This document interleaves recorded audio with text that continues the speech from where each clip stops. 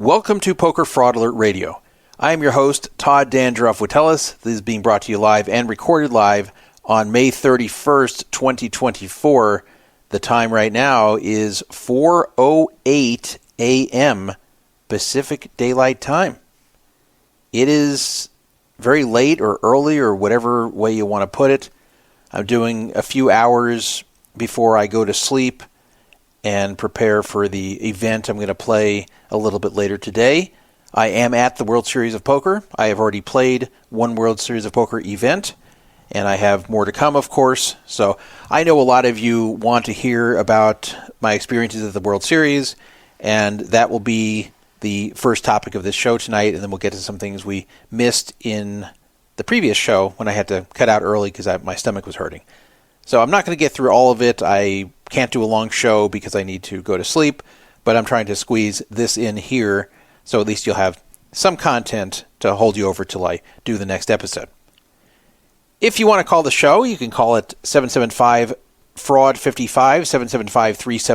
775-372-8355. That is also the number to text me anytime, 24 hours a day, 7 days a week, and I will probably respond to you.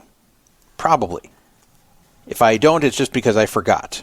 But we are live here, so if you want to text me during the show, and if you do not want your text read on the air, make sure to state at the very beginning that you don't want me to read it on the air if you text me when we're on live. Otherwise, I might read it on the air, and I might reveal something that you don't want everybody to know. But if you text me when we're off the air, which you can do any time, then I will never read it out loud on the show. That's my promise to you. We have no free roll tonight, so that will be skipped. We will do it next time. We did have one last time. I've actually paid out most people. If you haven't been paid yet, please let me know. So I'm pretty much caught up on paying people for the free roll, but if you are owed money, please let me know, because soon enough I will start rolling it back in the pool, whoever doesn't claim it. We are easy to find on podcasting platforms. We're on iTunes, Google Podcasts, TuneIn, iHeartMedia, Spotify, Bullhorn, Castbox, Audible, even Amazon Alexa. Just say, Alexa, play Poker Fraud Alert Radio podcast. And we're on YouTube, which is the most important one, because I actually get paid a little bit of money if you watch it on YouTube. And there's really nothing to see. It's just the Poker Fraud Alert logo. But you can listen on YouTube. And it's right there. Just go to the Poker Fraud Alert channel. Just type in Poker Fraud Alert in the search bar and you will find it. Or you can go to youtube.com/@PokerFraudAlert. It's another way to find it. And I've been posting every show since September 2023 up on the YouTube channel. Anything before September 2023 you'll have to find in one of those other podcasting apps. We also have an MP3 file you can download of the show, of every show we've ever done, on the Poker Fraud Alert Radio forum. You can go to the forum and look for the Radio Archives subforum, and you can see them all right there. Or you can just click the MP3 button near the bottom of the radio page. We have the call to listen line. That's always an alternate way to listen to the live show. 518-931-1189. 518-931-1189. It's very simple. You just call up and you listen. Does not require a smartphone, does not require an app, does not require a data plan, does not require a computer or the internet. No, just a phone that can dial the United States. And if you can call the U.S. for free, then it is free to call. Unless you have T-Mobile, it'll cost you 1 cent per minute. 518-931-1189. Never buffers, never freezes. The call to listen line. Millions of minutes have been listened to on the call to listen line. And when we're not live, it'll just play the streaming reruns up there. And you can also go to the radio tab at any time we're not live, and you can use our little player on there. You can listen to the streaming reruns there as well. It just runs random episodes over our long history, which is now 12 and a half years. Been doing this show a long time. I was a young man in my 30s when I began, and now I'm an old man in my 50s. We're not doing it every week like we used to, but it's still going. And I plan to keep going. Here's the agenda, and then we will get started. I've got a few Week 1 stories for you. We haven't even completed Week 1 of the World Series. It just began 3 days ago, so there's not that many stories, but I got a few Week 1 stories for you, including my experiences playing the Omaha 8 or Better event, and some amusing and interesting things happened there. I'll tell you all about it when I do that topic, which will be our first topic. Then some controversy. There's always controversy during the World Series of Poker, and it did not take long for something to come up this time. Event number 2, the casino employees event, usually is without controversy, but not this year, because someone entered the casino employees event who, to be honest and to be fair, is not really a casino employee. He didn't cheat. He didn't use anything that was falsified to enter. He was technically allowed to enter somehow. But the question came, should a pro poker player enter the casino employees event even if he can? So we're going to discuss that, and in fact it involves someone who has been on this show before. A player was shamed on social media for using the GTO Wizard app between hands at a World Series of Poker event. And there's some mixed feelings regarding the poker community whether this should have been done. And I'm talking about shaming the guy. So I'm going to tell you what was going on with that and which side I'm on. Then WSOP.com has changed.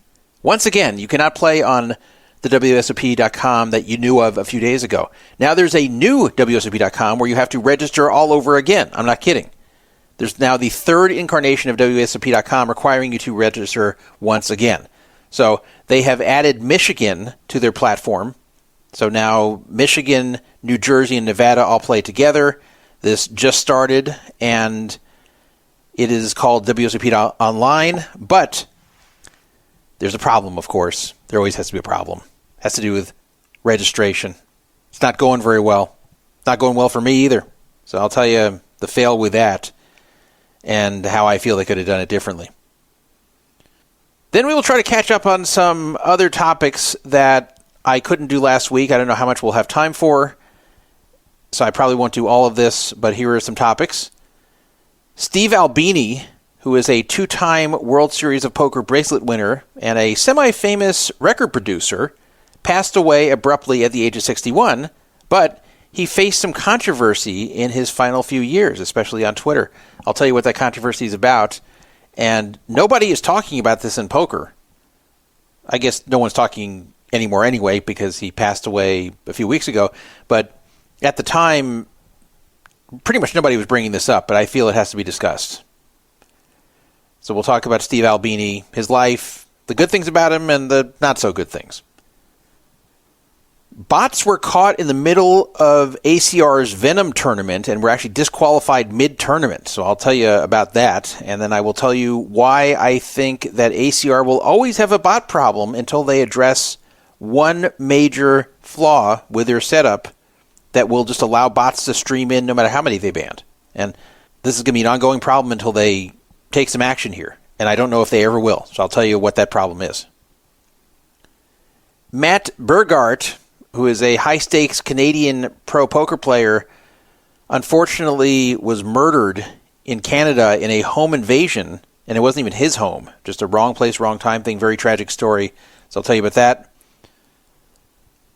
The Las Vegas Convention and Visitors Authority, which is a public agency in Las Vegas to promote tourism, is paying $1.2 million to players on a WNBA team, the Las Vegas Aces, from taxpayer funds. So that has caused some controversy.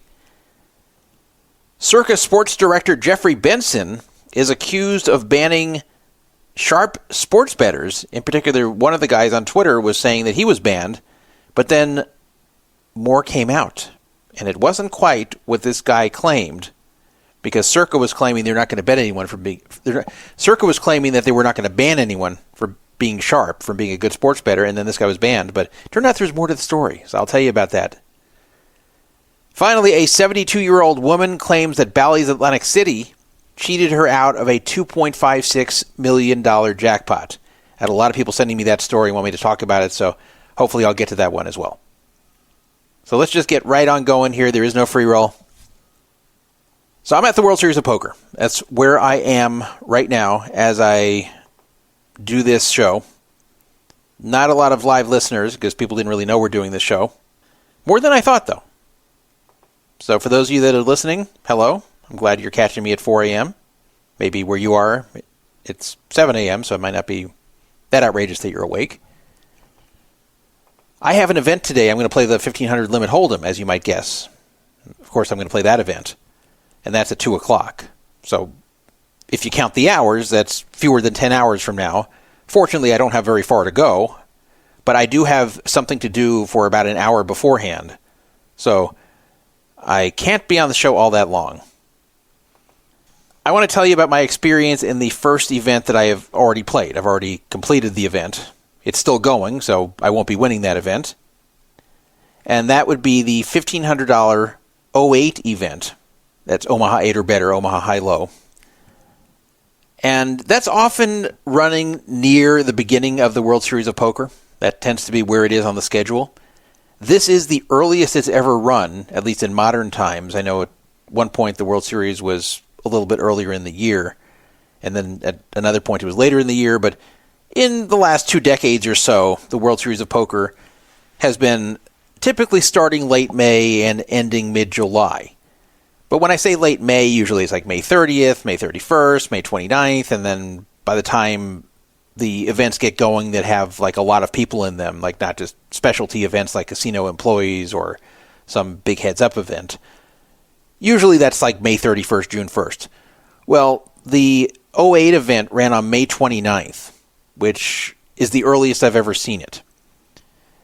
Maybe for that reason, and maybe for other reasons, could be the inflation that's been hurting people. It could be that poker is just dying even with all the promotion that Caesars does. But the field was actually down compared to 2023.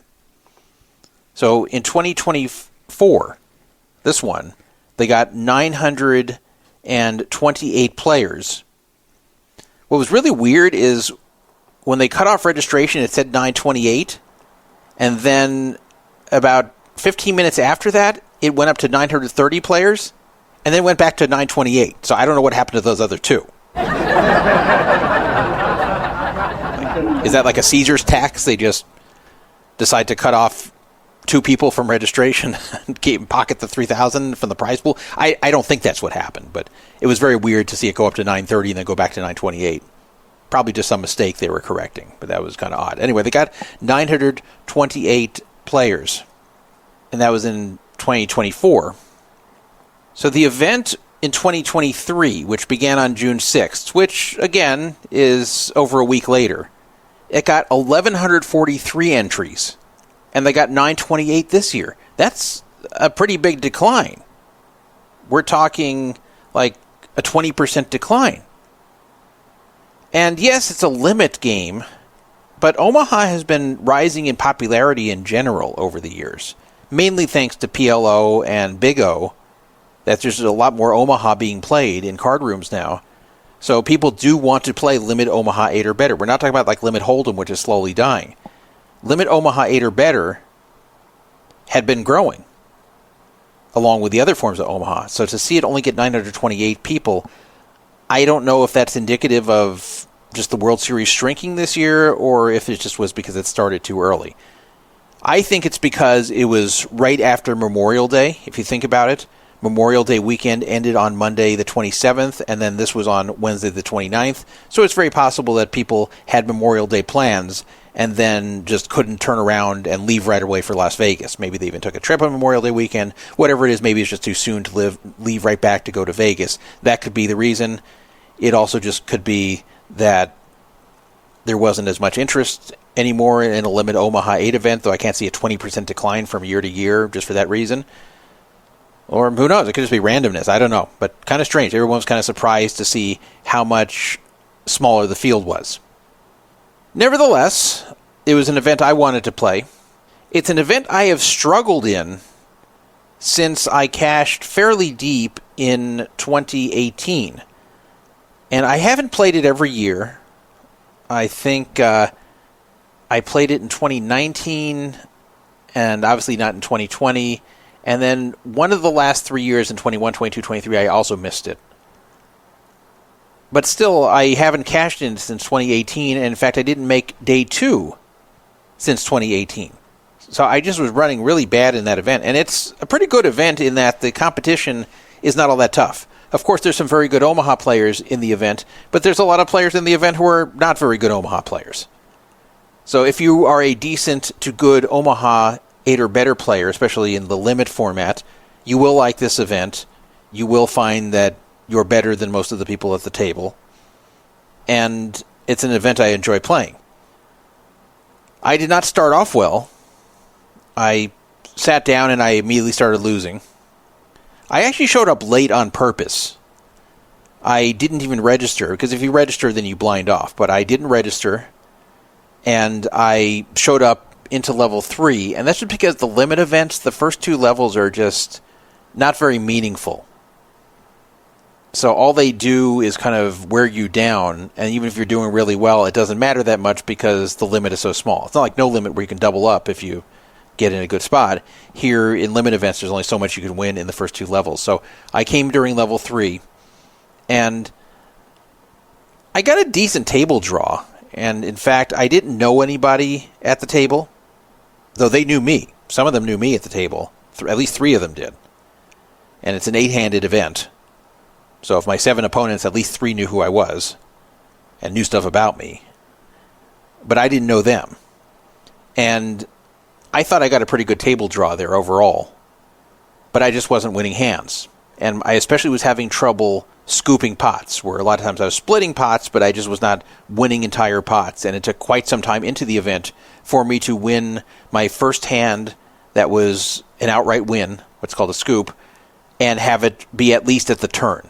So yeah, I won some on the flop, and I won like 1 or 2 pre-flop where it just folded, and I had a lot of split pots, but not where I'd win it outright on the turn or river.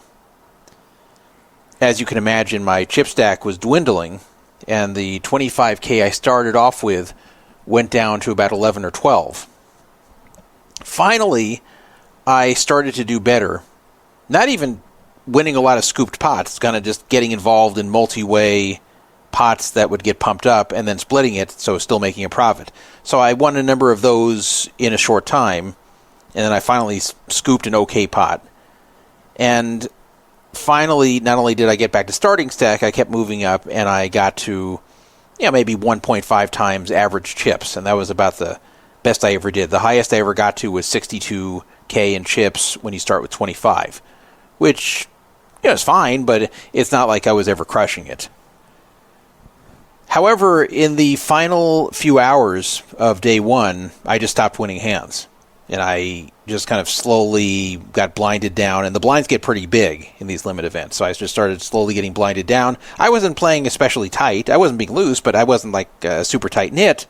But I just was getting dealt junk. And then the times I would enter, I would just completely miss the flop and have to check fold. So I just really didn't have any opportunity to do anything, and I got all the way down to 14K to end the day, which was nothing. That was going to be less than 3 blinds coming into day 2, which obviously is not good. And of course, as I predicted, I got the big blind for day 2, because I got seat 2, which is always the big blind on day 2 at any event. So that was a bad draw for me as well. So I always have the problem when I get moved tables that it's always right after I take one or both blinds. I mean, I revent so bad on that lifetime. It is so uncommon for me to have the table break when I'm like just about to take the big blind, like under the gun +1. It is so often I've taken the big blind or both the big and the small, and that's when the table breaks. It's amazing. I remember I even said this years ago at the 10K Limit Hold'em event, and I remember Nick Schulman was there, and I said it, and he was laughing at it. He thought I was just exaggerating or just not being serious. And I said, you'll see it's going to happen. And sure enough, I took my small blind. Okay, table's breaking now, and he just laughed because I called it. I called it was going to happen. And this is before it became clear it was just about to break. It was just like when we saw it was kind of getting close, like a table or two away. I said, I know it's going to be on my best small blind. And it was. I actually really got reamed by that hard at the main event in 2023, to the point where I actually complained. Now, I don't know if you remember the story, but you might wonder, why would I complain about just getting bad luck as far as when the table would break? Like, I don't have a right to complain about that, which is true, but the reason this kept happening to me, and happening to me so quickly, was because I'd take my small and big blind, the table would break, and then I'd be given a seat card for the next table to break.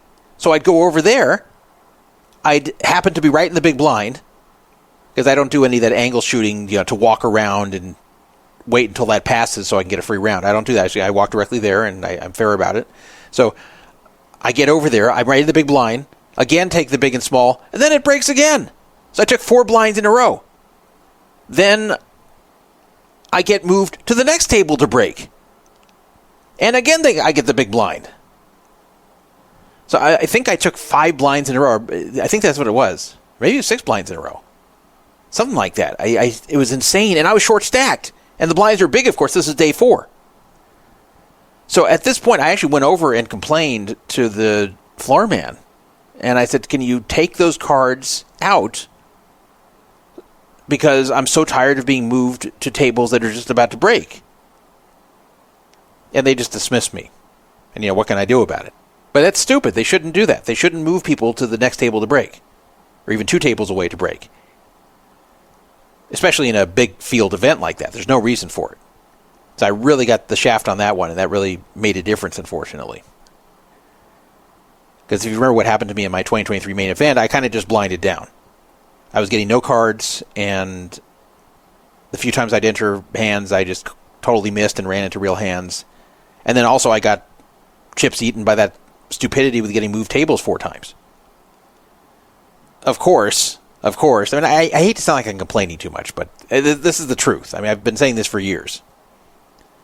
Of course, I got moved to the big blind, from the big blind, both times, and then when I make day 2, I draw the big blind when I have fewer than 3 big blinds to play with. So needless to say, I wasn't very optimistic coming into day 2.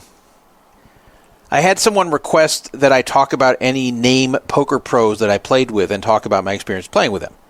Well, at the first 2 tables, I did not have any name poker players that I played with.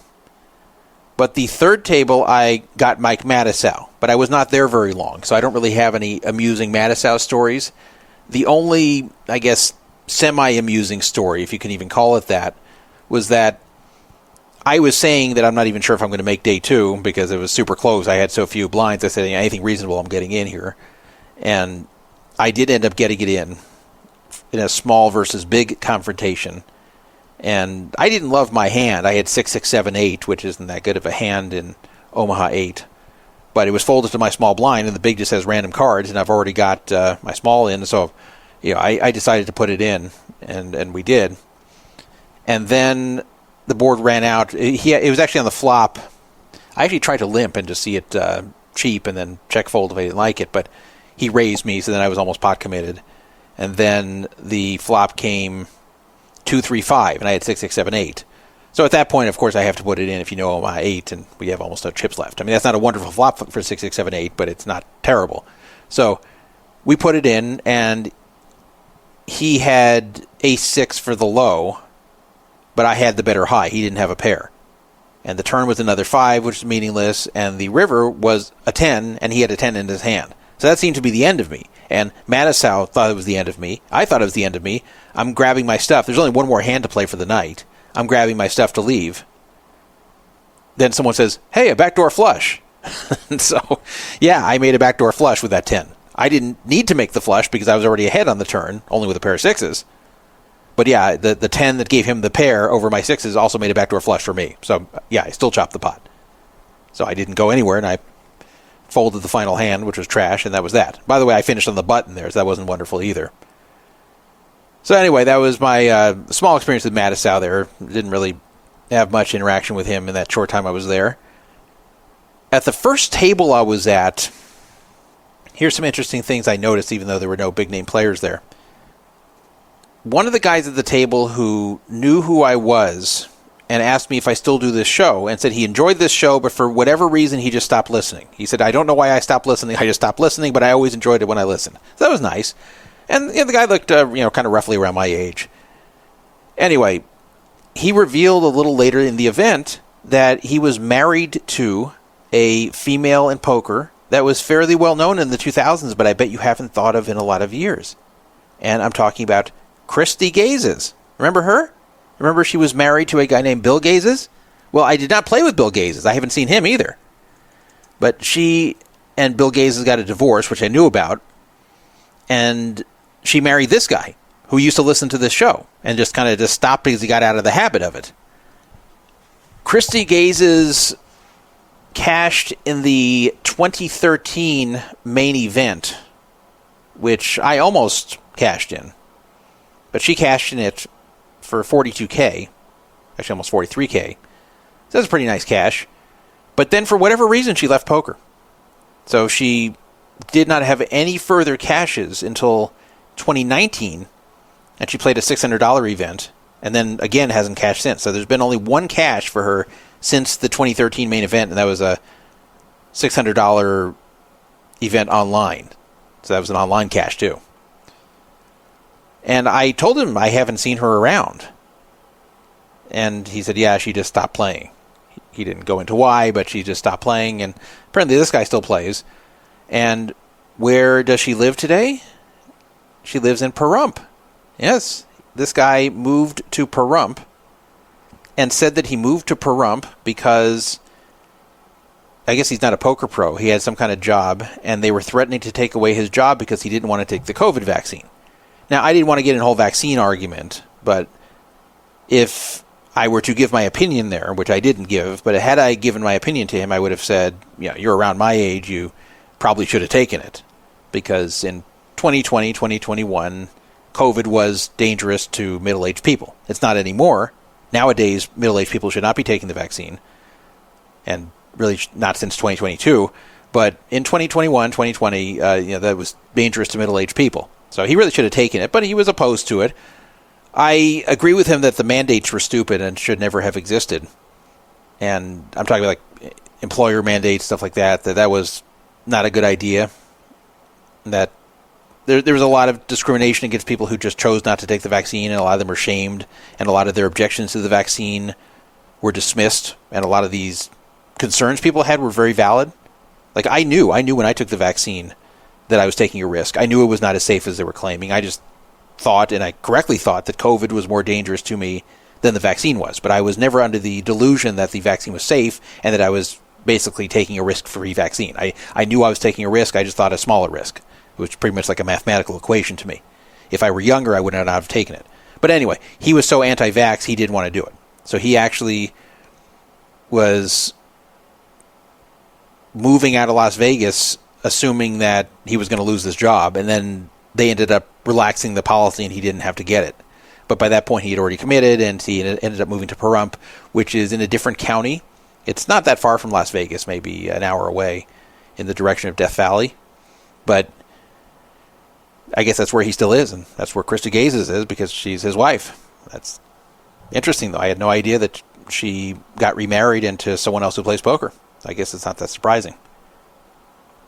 I didn't know her that well. I knew her a little bit, and she recognized me, and she said hello when she'd see me, and I always thought she was nice. But I hadn't thought of that name in a very long time. I think she's around my age, too. Anyway, so that was a name I hadn't heard of in a long time. Another guy at the table, an older guy, asked me about my second bracelet. He talked about how I won 2 bracelets, and he was forgetting what my second bracelet was in.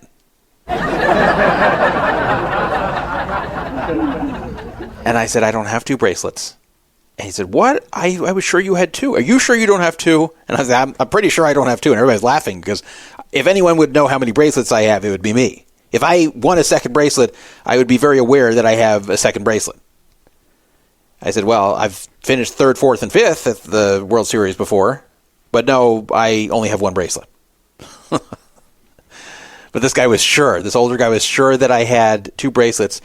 Interestingly, he did know a lot about me despite the fact that he thought I had 2 bracelets. He did know a lot of my story, and he said it right at the table.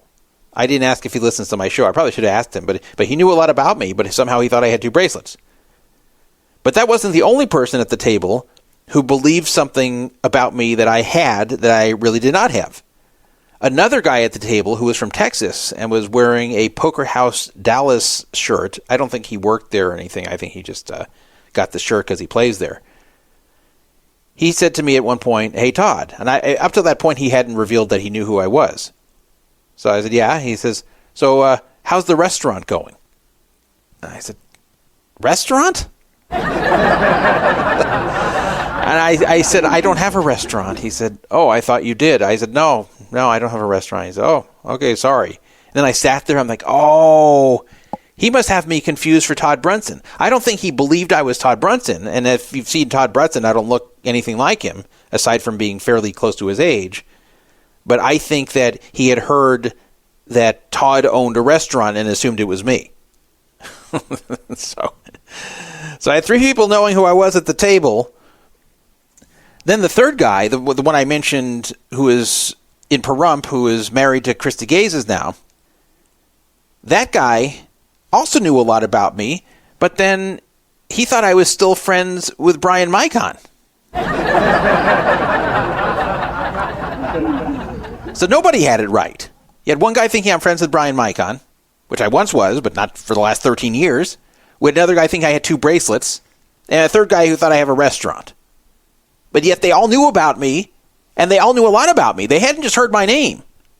They all knew a good deal about me, and somehow they got these 3 big things pretty wrong. That was interesting. So I tweeted, and they actually put this in the Poker News updates for the event. If you were looking at that, you may have seen it. I tweeted that one person asked about my second bracelet, and another one asked how my restaurant is doing. So at least I can't complain that people don't give me enough credit. I've never had that before. I've never had it where people ask me about things I don't have or haven't done. And it's twice at the same table by different people, and they weren't joking around. That was kind of weird. I liked the people at the table, though. They were very friendly. It was nice. It was a nice, pleasant table to be part of. Very weird, though. My day 2 table draw had a lot of familiar names.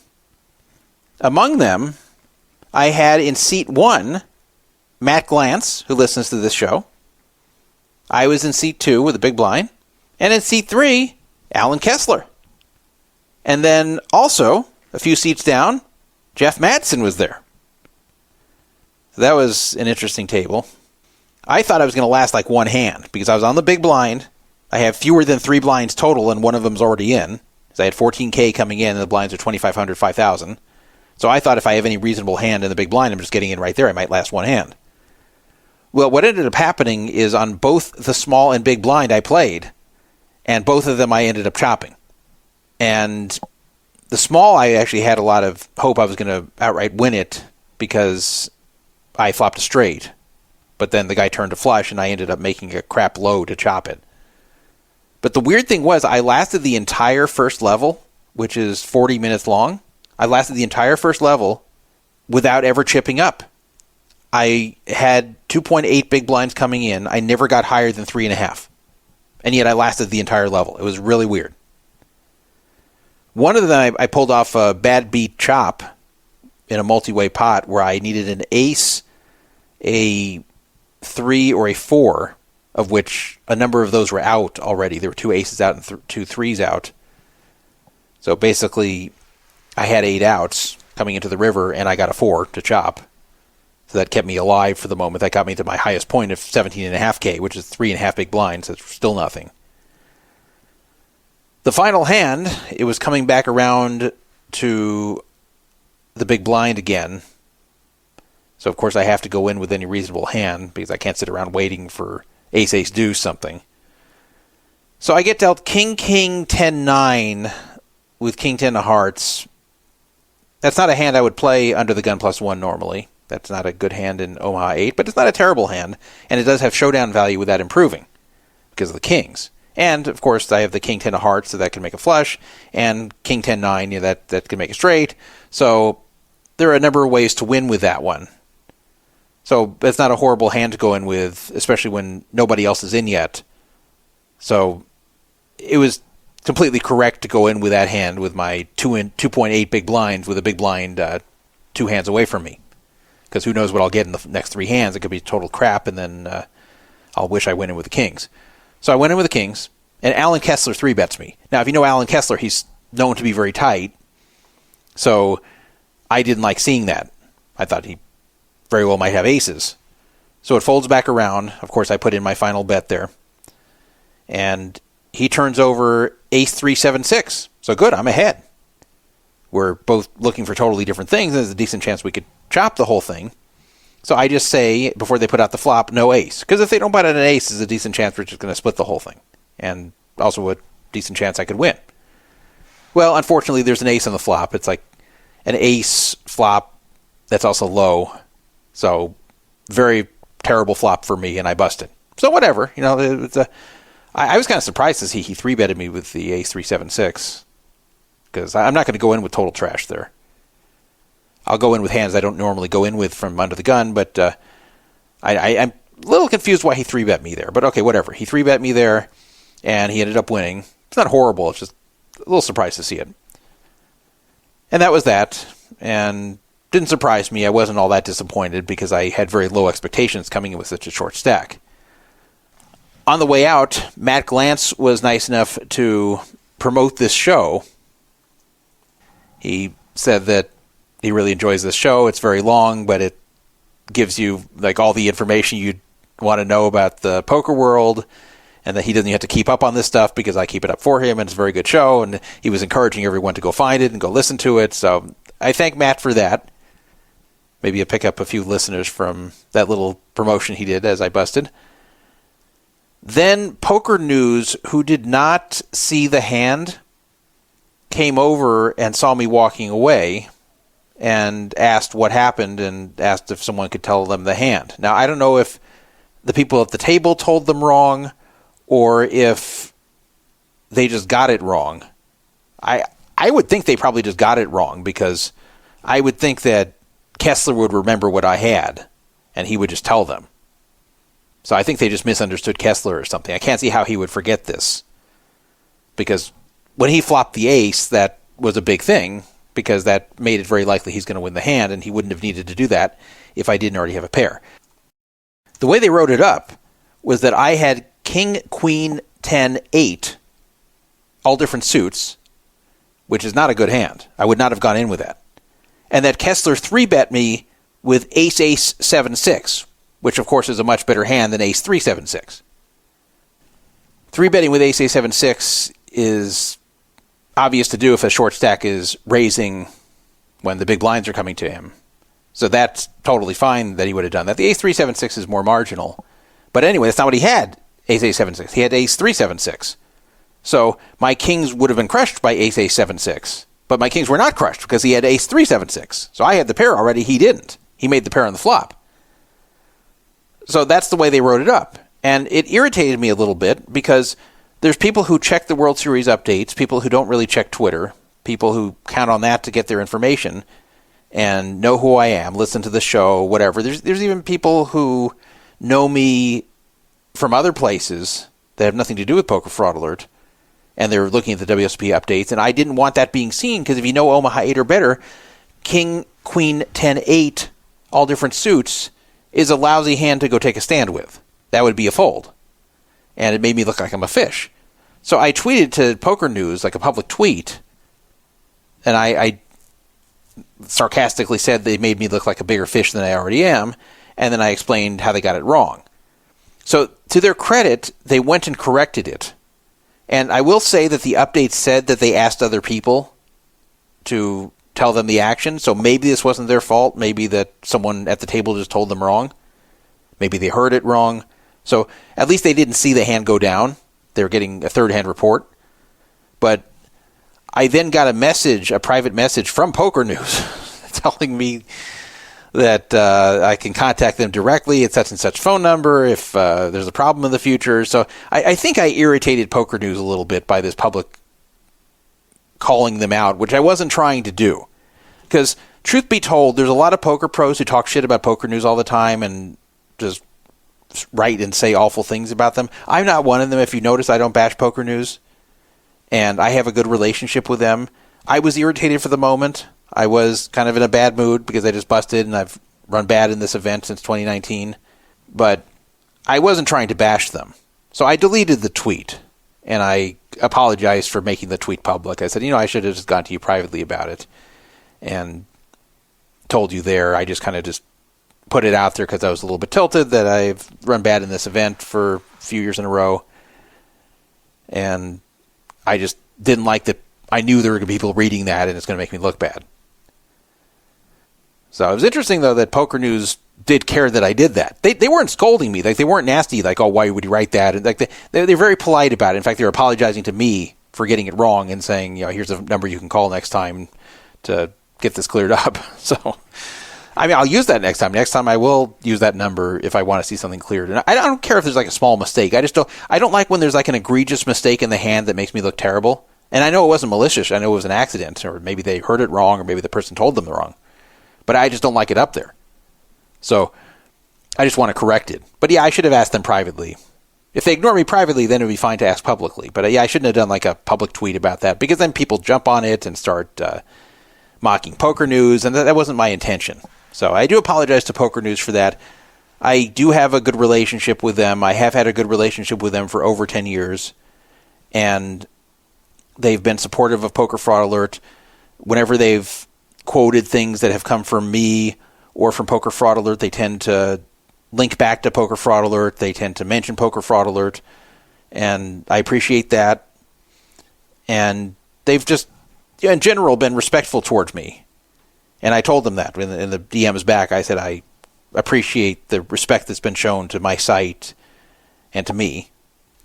And I guess I just posted that because I was kind of tilted. I wasn't trying to make you look bad. I was just kind of a little bit tilted, and just reading that irritated me. So see, I can admit when I've made a mistake in judgment. That was my '08 event, and it's still going on. The final day is today at 1 p.m. I'm just not going to be part of it. Wish I was. Let's move on to talk about the Casino Employees event. The Casino Employees event is at the beginning of every World Series. It's either Event 1 or Event 2. This year is Event 2. It's always a $500 buy-in. And I never really familiarized myself with the rules regarding what you have to show or claim to be eligible to play. I never considered playing. I'm not a casino employee. But I have wondered, how much could one stretch it? What defines a casino employee? Do you have to be full-time? Can you be part-time? Can you be casino adjacent? For example, could running a podcast like this one qualify me as a casino employee because I talk all about Las Vegas and casinos and poker, and I even run a different site called VegasCasinoTalk.com. So could I say I'm a casino employee in that way? I just work for myself. Now, before you get up in arms and think that I'm trying to muscle my way into the Casino Employees event, I never have, and these were just kind of curiosities. But even if I knew I could, which I've never looked into, I wouldn't, because I think it looks bad. I think it looks bad if you are a professional poker player and then go play the Casino Employees event. I think the only exception would be if you're a professional poker player who also happens to have a full-time job as a casino employee. But even then, I think it's probably better to stay away from it. And that's because this is really an event for employees of casinos to play with each other without the field being clogged up by pros. So if you're a pro, you should really just stay away and let the employees play with each other. You shouldn't take advantage of it and say, well, the field's going to be softer because we're going to be missing all these pros that would normally play, so I want to play it, I want to take advantage of it. And it's different than something like the ladies' event, where if you're a female poker pro, it's totally fine to play that because the only expectation there is that you're female.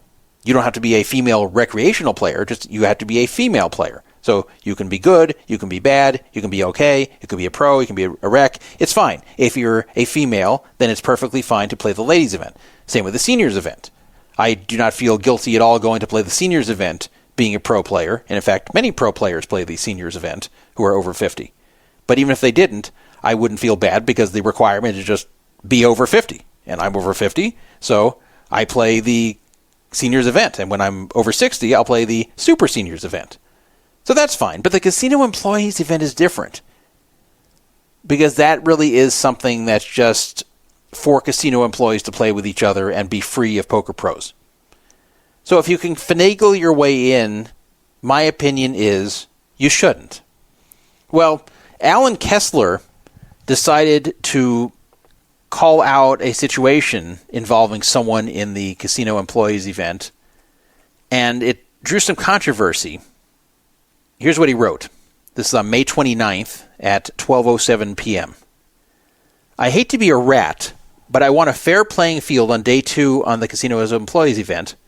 Poker reporters who interview players and do updates in the casino would obviously qualify. Does a professional poker player who's been a guest co-host on a few episodes of a poker podcast really qualify as a casino employee? So basically what Kessler's saying is that there's someone in the event, and I'll tell you shortly who it is. There's someone in that event who is a pro poker player who really is not any kind of casino employee, that all he's done is been a co-host on a few podcast episodes about poker, so that he shouldn't be a casino employee.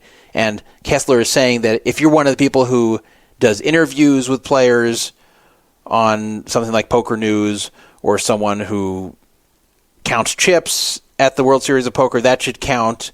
But he's saying that just appearing on a podcast about poker shouldn't qualify you as a casino employee. And by the way, I agree with him.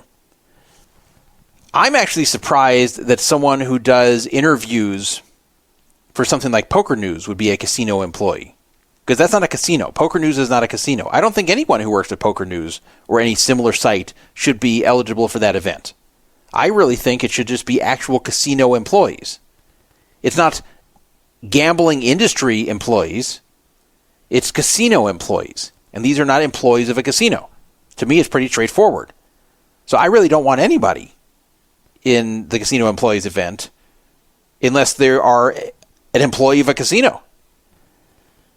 Kessler is a little lighter on this than me, saying that he doesn't mind the people doing chip counts and the people doing interviews qualifying as a casino employee, but he just doesn't like a professional poker player who is a guest co-host on a poker podcast to do it.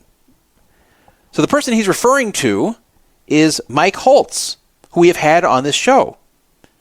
And I enjoyed having Mike Holtz on this show, and he was going through something very difficult where he was the then current player of the year on WSOP.com, and they had banned him unfairly. And then after unbanning him and admitting it was a mistake, they were having a very hard time unbanning him from Caesars, because he got banned from all Caesars properties while this was all going on. And WSOP.com was not helping him out to undo the damage they did.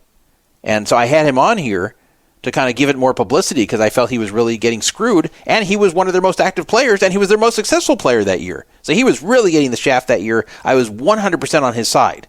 There was no excuse for what happened to Mike Holtz there. It was fine if they suspected something, I think some money laundering thing. He wasn't doing any money laundering. I understood the suspicion, even though he wasn't doing anything wrong. But once it was cleared up, and it was totally cleared up, they should have jumped to assist him with getting unbanned from Caesars properties, and they didn't, and it was very tough for him to get unbanned. He eventually did, but he went through a lot of hell there, and this was their reigning player of the year. So that was crazy. That was a big blunder on their part. In fact, they shouldn't have suspended him even. If they wanted to look into his source of funds or whatever, that's fine, but they should not have suspended him, because nothing was that suspicious. And in fact, he had done nothing wrong. So I was very much on his side on that. I had him on this show. He told everyone his story. Since then, we've gotten along well. We're not friends, but we're like friendly acquaintances. And we'll interact on Twitter sometimes. So this is someone who I generally like in poker, even though he's not a friend of mine and I've never met him in person. So he's the one who Kessler's talking about here. So I'm definitely not covering this from the standpoint of not liking Mike Holtz, because I do like Mike Holtz. But I just don't agree with what he did here. But before we get into discussing Mike Holtz, let me give you some responses to what Kessler tweeted. John Aguiar, who is no longer a poker player to my knowledge, he works for DraftKings, I think. He wrote, if you're a professional poker player first and foremost, you don't play in the employee event, even if you're allowed to, because you hold a license. Pretty simple. So he worded that kind of awkwardly. What he's saying here is, if you're a professional poker player of any kind, you should just stay away from the casino employees event. And I totally agree with him on that. Correct. All you have to do is just say, hey, you know what? That's not the right place for me to be. I can play it. I'm not going to play it. Leave the casino employees alone. Kinda England, who also is a host sometimes on the Poker News podcast. That's where Mike Holtz was also a co-host. That's what Kessler was referring to. She said, Alan, you told me to play this event. Come on.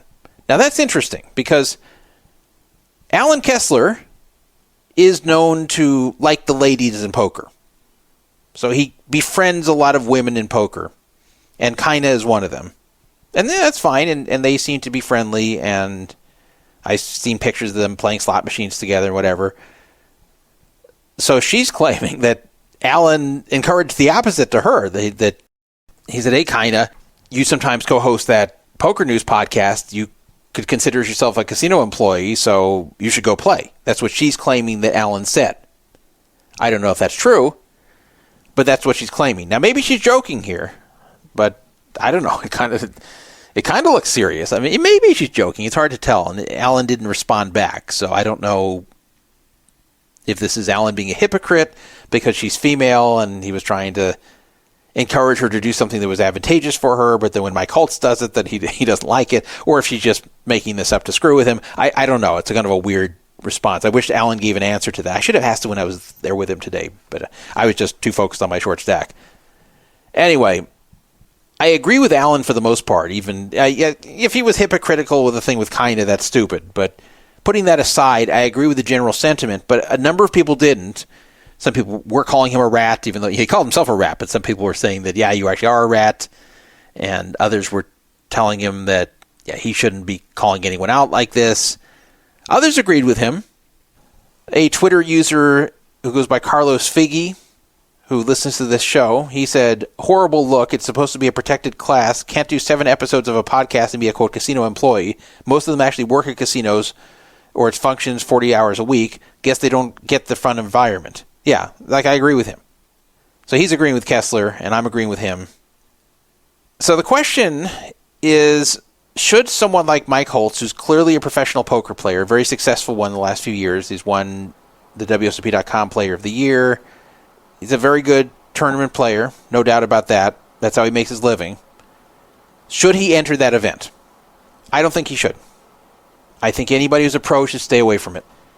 How did he do? He actually did fairly well. He finished 11th place. Didn't get huge money. He got like $5,000. It was a $500 buy-in. But he just shouldn't have been there. You just got to look at these things and say, I'm not going to enter every single thing I can finagle an opportunity to enter. You just shouldn't do it. You should just say, you know what? Things that are aimed at recreational players that are not meant to be open to a wide field, just stay away from them, even if you can find a way in. And again, this is different than a ladies event or a seniors event, because that is open to a wide field, just kind of a restricted wide field. Ladies, it's open to half the population. More than half, actually. The seniors, that's open to a good chunk of the population, too, being 50 and over.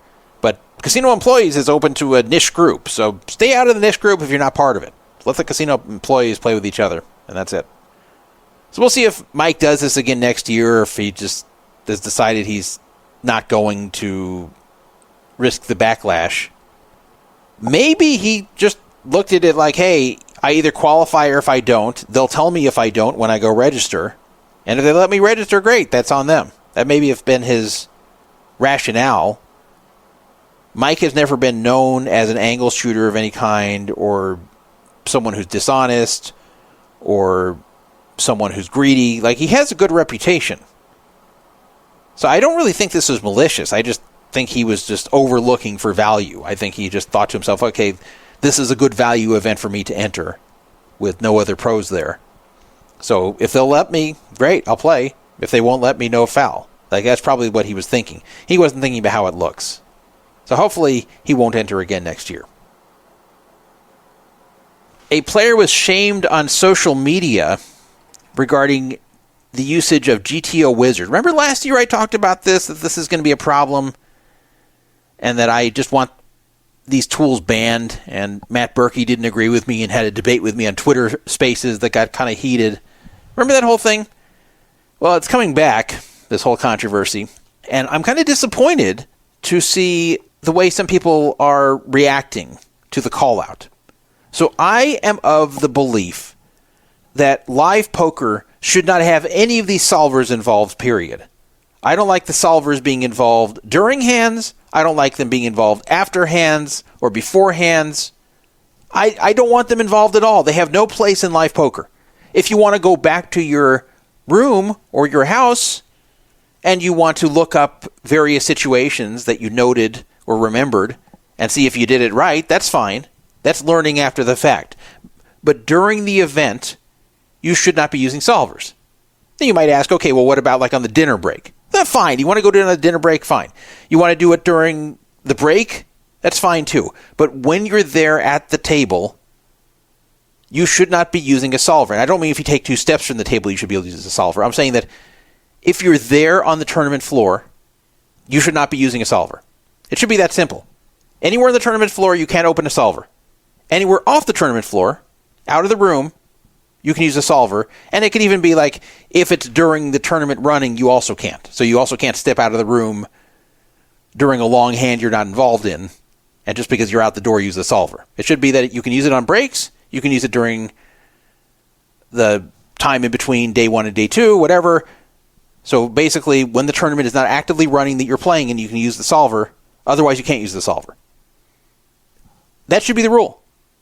Because these should not have a place in live poker. Live poker should be about the skills you bring to the table when you register and show up.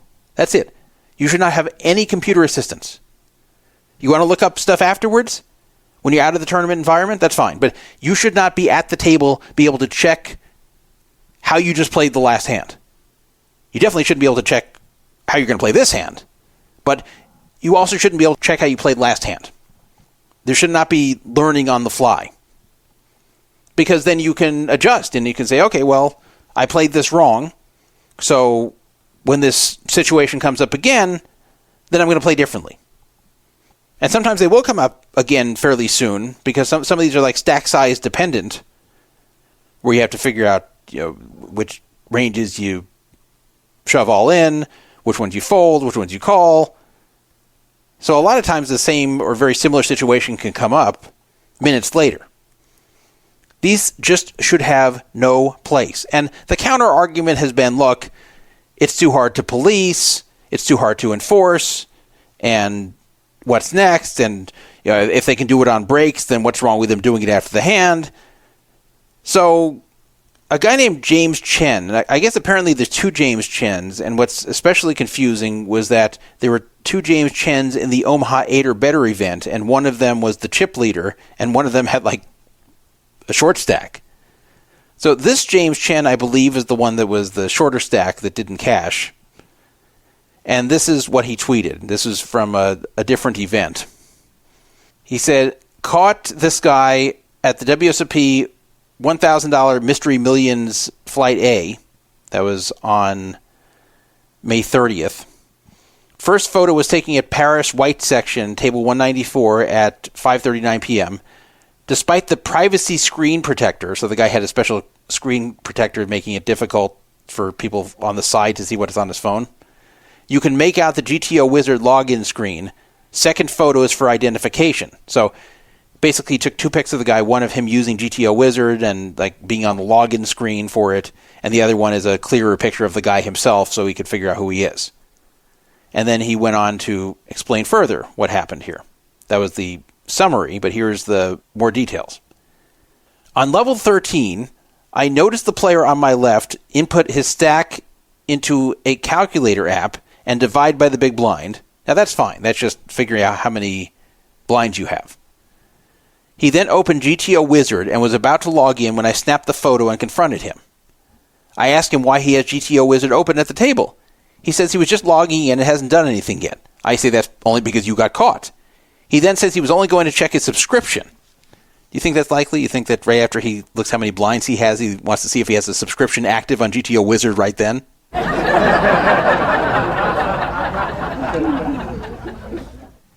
That's like logging into Pornhub saying, oh, I just want to make sure my subscription there is active. I just suddenly decided to look at that. I wanted to check his subscription right at that moment. Bullshit. So he says, I don't believe at all that he calculated his stack in big blinds and opened GTO Wizard just to check his subscription. The table agreed, and I told him so. I also told him he's not allowed to have GTO Wizard open in the tournament area anyway. He says he was just checking his subscription because he was going to give it to a friend. He tells the table that he plays poker professionally, so he always knows his exact stack and always knows the exact ranges of each spot. He claims there's no reason for him to look up ranges. Later, I jammed on him from the small blind to his big blind, covering his 14 big blind stack, and we had to watch him scrunch his face for nearly a minute trying to figure out if he should call. So basically he's saying this guy doesn't know all the ranges and all the right stuff to do, because when he wasn't able to use the app anymore, then he took a minute to make a decision that wasn't that tough. This all developed over a heated argument, and the floor was called. In the end, he was given a warning that he'd be penalized on future offenses. However, stuff like this isn't easy to spot, especially with privacy screen protectors. And in his next tournament, the floor person wouldn't know that he received a prior warning. It's just too easy to get away with. Poker needs a database that tracks players' warnings and penalties. So I agree with him. This guy should not be using GTO Wizard. This guy wasn't checking his subscription. That's bullshit. This guy definitely was trying to see what to do, given his stack size at the moment. And he got confronted before he was able to fully log in. It's like, oh, well, I'm just checking my subscription. I haven't even gotten in there yet. So this should have no place at World Series of Poker events at the table. Now, what is the actual rule on this? The actual rule is this. Players at the 2023 and presumably 24 WSOP will be penalized if they are caught using or referencing a solver during a live hand. Additionally, the WSOP reserves the right to issue penalties to players who are using solvers in between hands. So the reason for that vague language is so they can kind of do it on a case-by-case basis. So if they see someone pulling up a solver in what looks like is something innocent that doesn't seem connected to what they're doing at the moment, though I can't imagine how it would be. I think it would just be a hard rule. But they're saying that they'll take it on a case-by-case basis when it happens in between hands, and when it's during a hand, then that's very against the rules. So this guy did get warned that if he's seen doing it again, he'll get a penalty. So basically, that was the way this floor man handled it, is, okay, I'm not going to penalize you here, but don't bring that thing up again in the tournament area. But they really should go further. It should just be, if you are seen with a solver open in the tournament area, whether you're in or not in a hand, while the tournament you're in is running, then you are going to get a penalty. It should just be right there. But some people gave James Chen a hard time for posting this. Decalpoys, who's kind of known as sort of a Twitter troll, said operators that take advertising money for promotion and then turn around and ban it is comical. I don't know if WSOP promotes GTO Wizard, but it kind of seems like that's what he's implying. Also, taking pictures of people and posting them publicly is also ridiculous. Now, I don't agree with that. If someone's doing something wrong, you should post it publicly. It's not like he's posting a picture of this guy and saying, hey, look at this guy, he's a big fish, he's terrible, like, and he's humiliating for no reason. Or, hey, look at this person, look how ugly they are. Like, that's obviously inappropriate.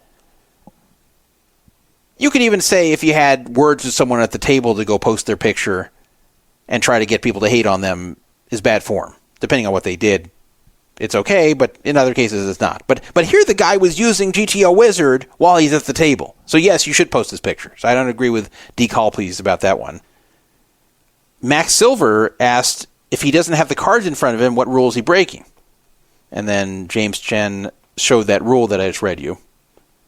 Someone named Chris Colos said back, that's rather vague language for the in-between hand case, and whether it's a big deal or important source of edge is rather debatable as well. Then LV Cabby Chronicles wrote, how so? It specifically says you can't use it between hands, nothing ambiguous about it. It is a little bit ambiguous, but I think they should just take away that ambiguity and make it totally against the rules. Person who goes by Tin Cup said, stop staring at people's phones like a creep. It's really weird and completely out of line. James Chen said, suspected solver usage based on finger movements and decided to verify. Yeah, it's fine. Like, if you think someone is using a solver, and you can kind of tell that they whip out their phone and they're like frantically typing in something, it doesn't look like they're texting, and they're looking at their stack, you can kind of figure it out if they're likely using a solver. To take a glance over there and see if they're using a solver is fine.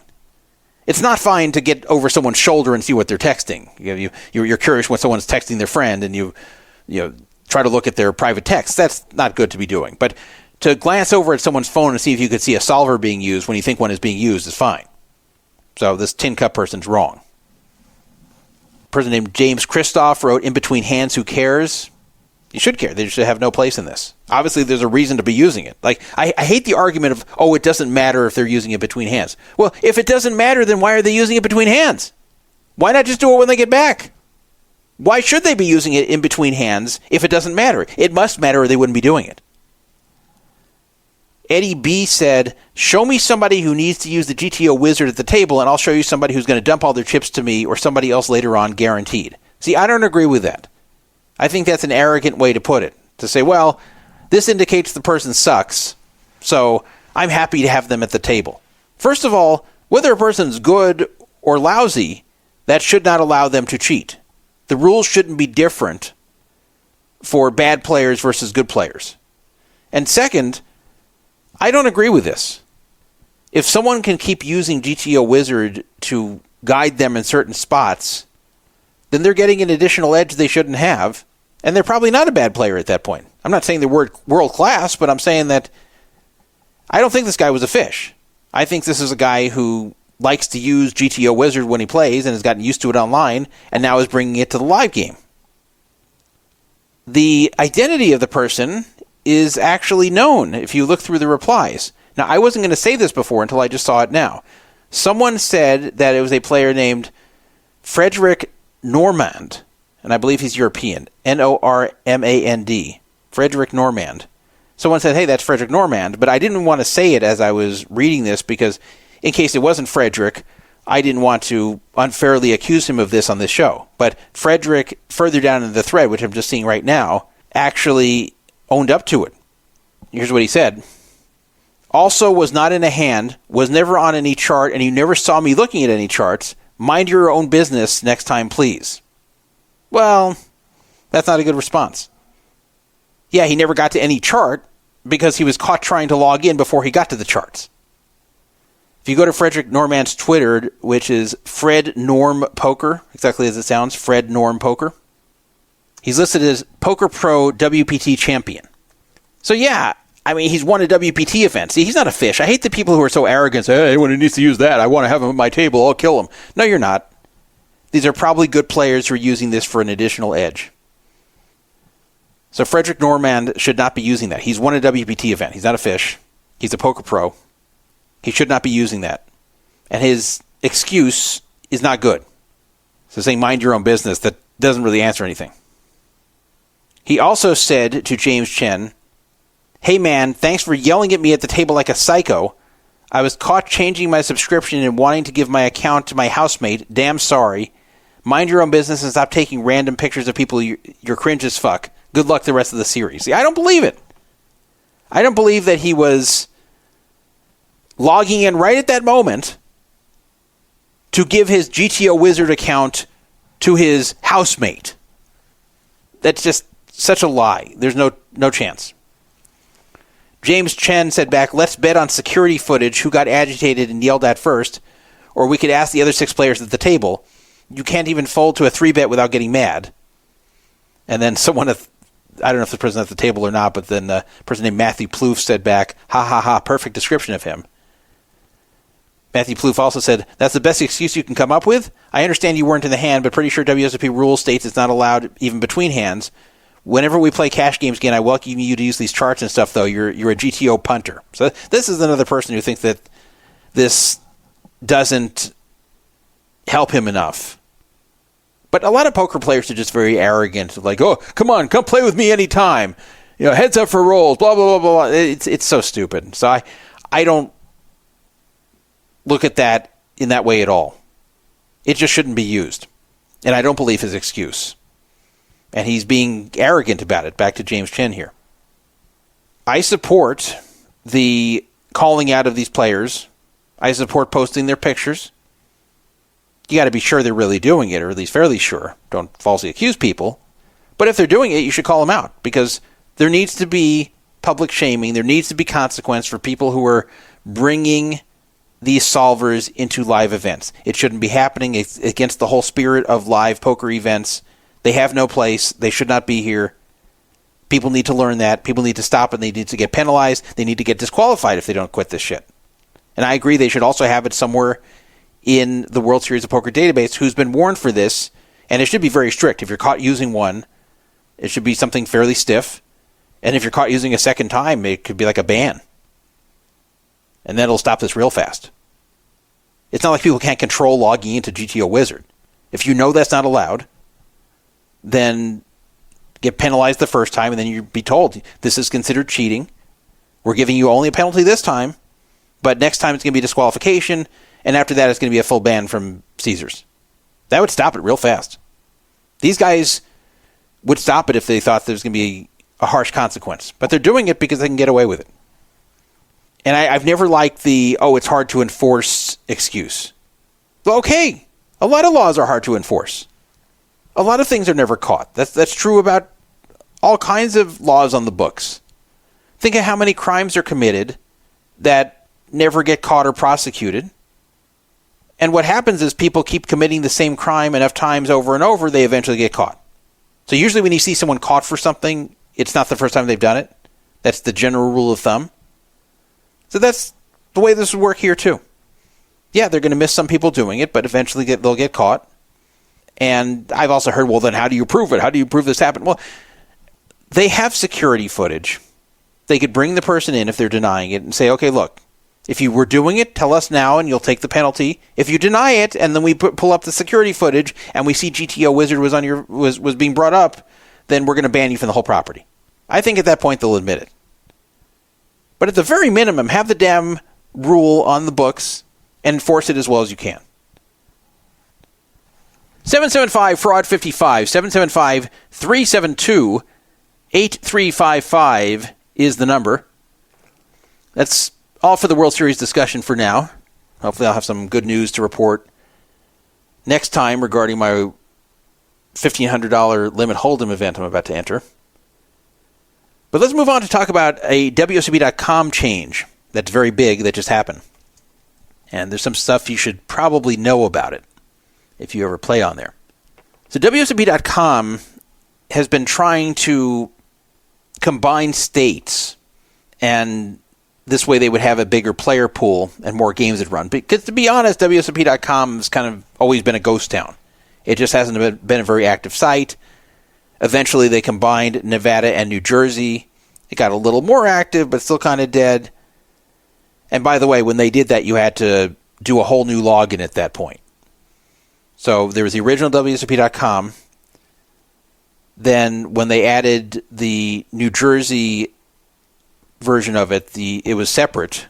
And then when they combined them, you could not continue with your account on either platform. You had to make a completely new account. And then they're doing it again. So they're just adding Michigan now. So it's now WSOP.com has Michigan, New Jersey, and Nevada together, which should improve things a little bit. I don't think it's going to be a dramatic difference, but should improve things a little bit. And they're going to have some online bracelet events on this now combined platform. So now people can play bracelet events from their homes in Michigan and New Jersey.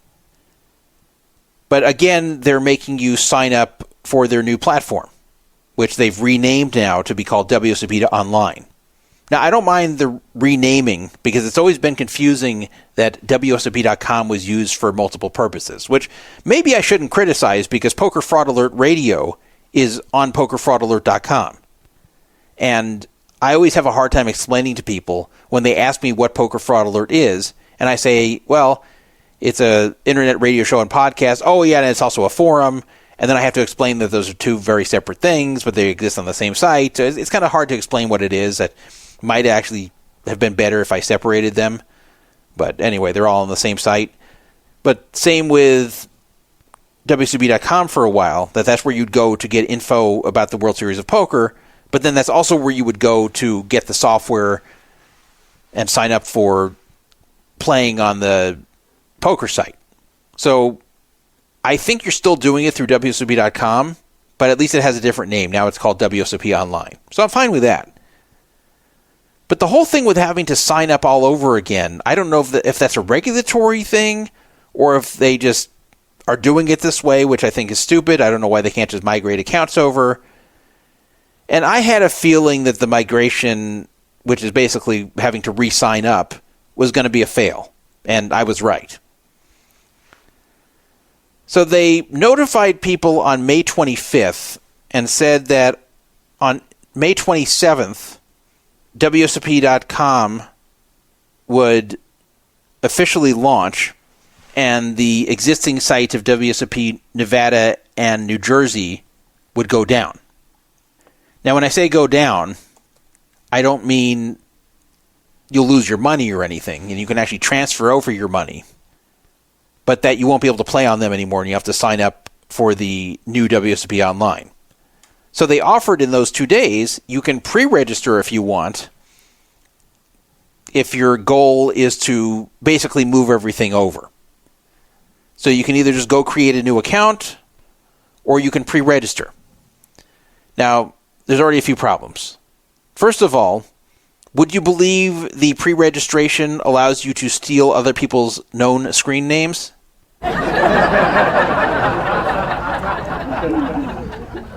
That's stupid. I would understand when they do their full launch that if somebody has not pre-registered, that you can take their screen name if they haven't come over there yet. But the pre-registration process should not allow people to take screen names that are already existing on the old sites that do not belong to them. So if you want to carry over your old screen name, you should be able to do it. And if you want to make a new screen name for yourself that nobody was using before on WSOP.com, that should be fine. But you should not be able to take the screen name of an existing user and then kind of masquerade as them. So sure enough, someone did it. So let's go back to Mike Holtz, we just talked about. Mike Holtz, very, very successful player of the year on WSOP.com multiple times. He played as Brock Lesnar, and sure enough, someone pre-registered as Brock Lesnar. And yes, I realize Brock Lesnar is a famous person, and it could just be someone who was a fan of Brock Lesnar, but it's unlikely. Because Brock Lesnar has nothing to do with poker. So someone was clearly trying to come off as if they were Mike Holtz, so then when people play with them, they'll be intimidated. That's what I think they were trying to do. So Mike Holtz took this in good humor and just posted it on Twitter and said, okay, well, I guess I'll have to pick another screen name.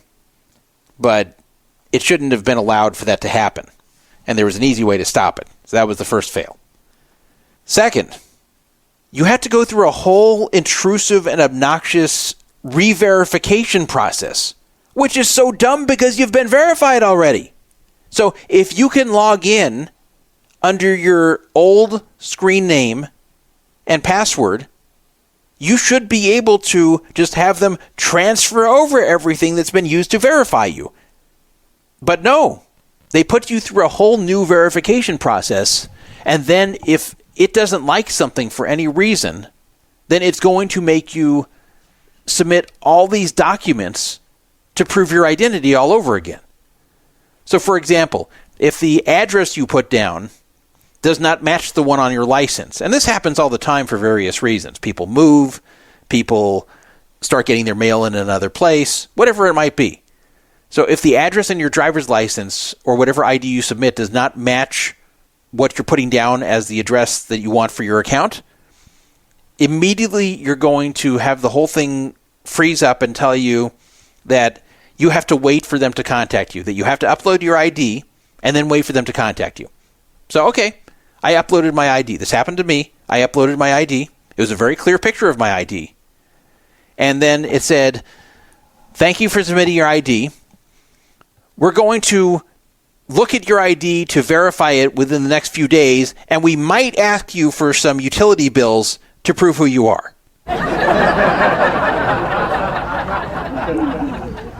It wasn't even saying, hey, would you like to send in some utility bills now? No, I have to wait a few days, it says, for them to verify my ID. I don't know what they're even doing to verify it. And then from that point, they might ask me for utility bills, which I'm not allowed to submit until they ask me for them. Ridiculous. So I sit and wait. I finally get a response, and they tell me, thank you for submitting your ID. We do need utility bills, blah, blah, blah, blah. And they also wanted my paper Social Security card. Can you imagine? I have to send that online to them? That's very intrusive. So they're demanding that. So I go click on the link that they give me to submit this stuff, and it doesn't let me. Instead, it's just asking for my ID again.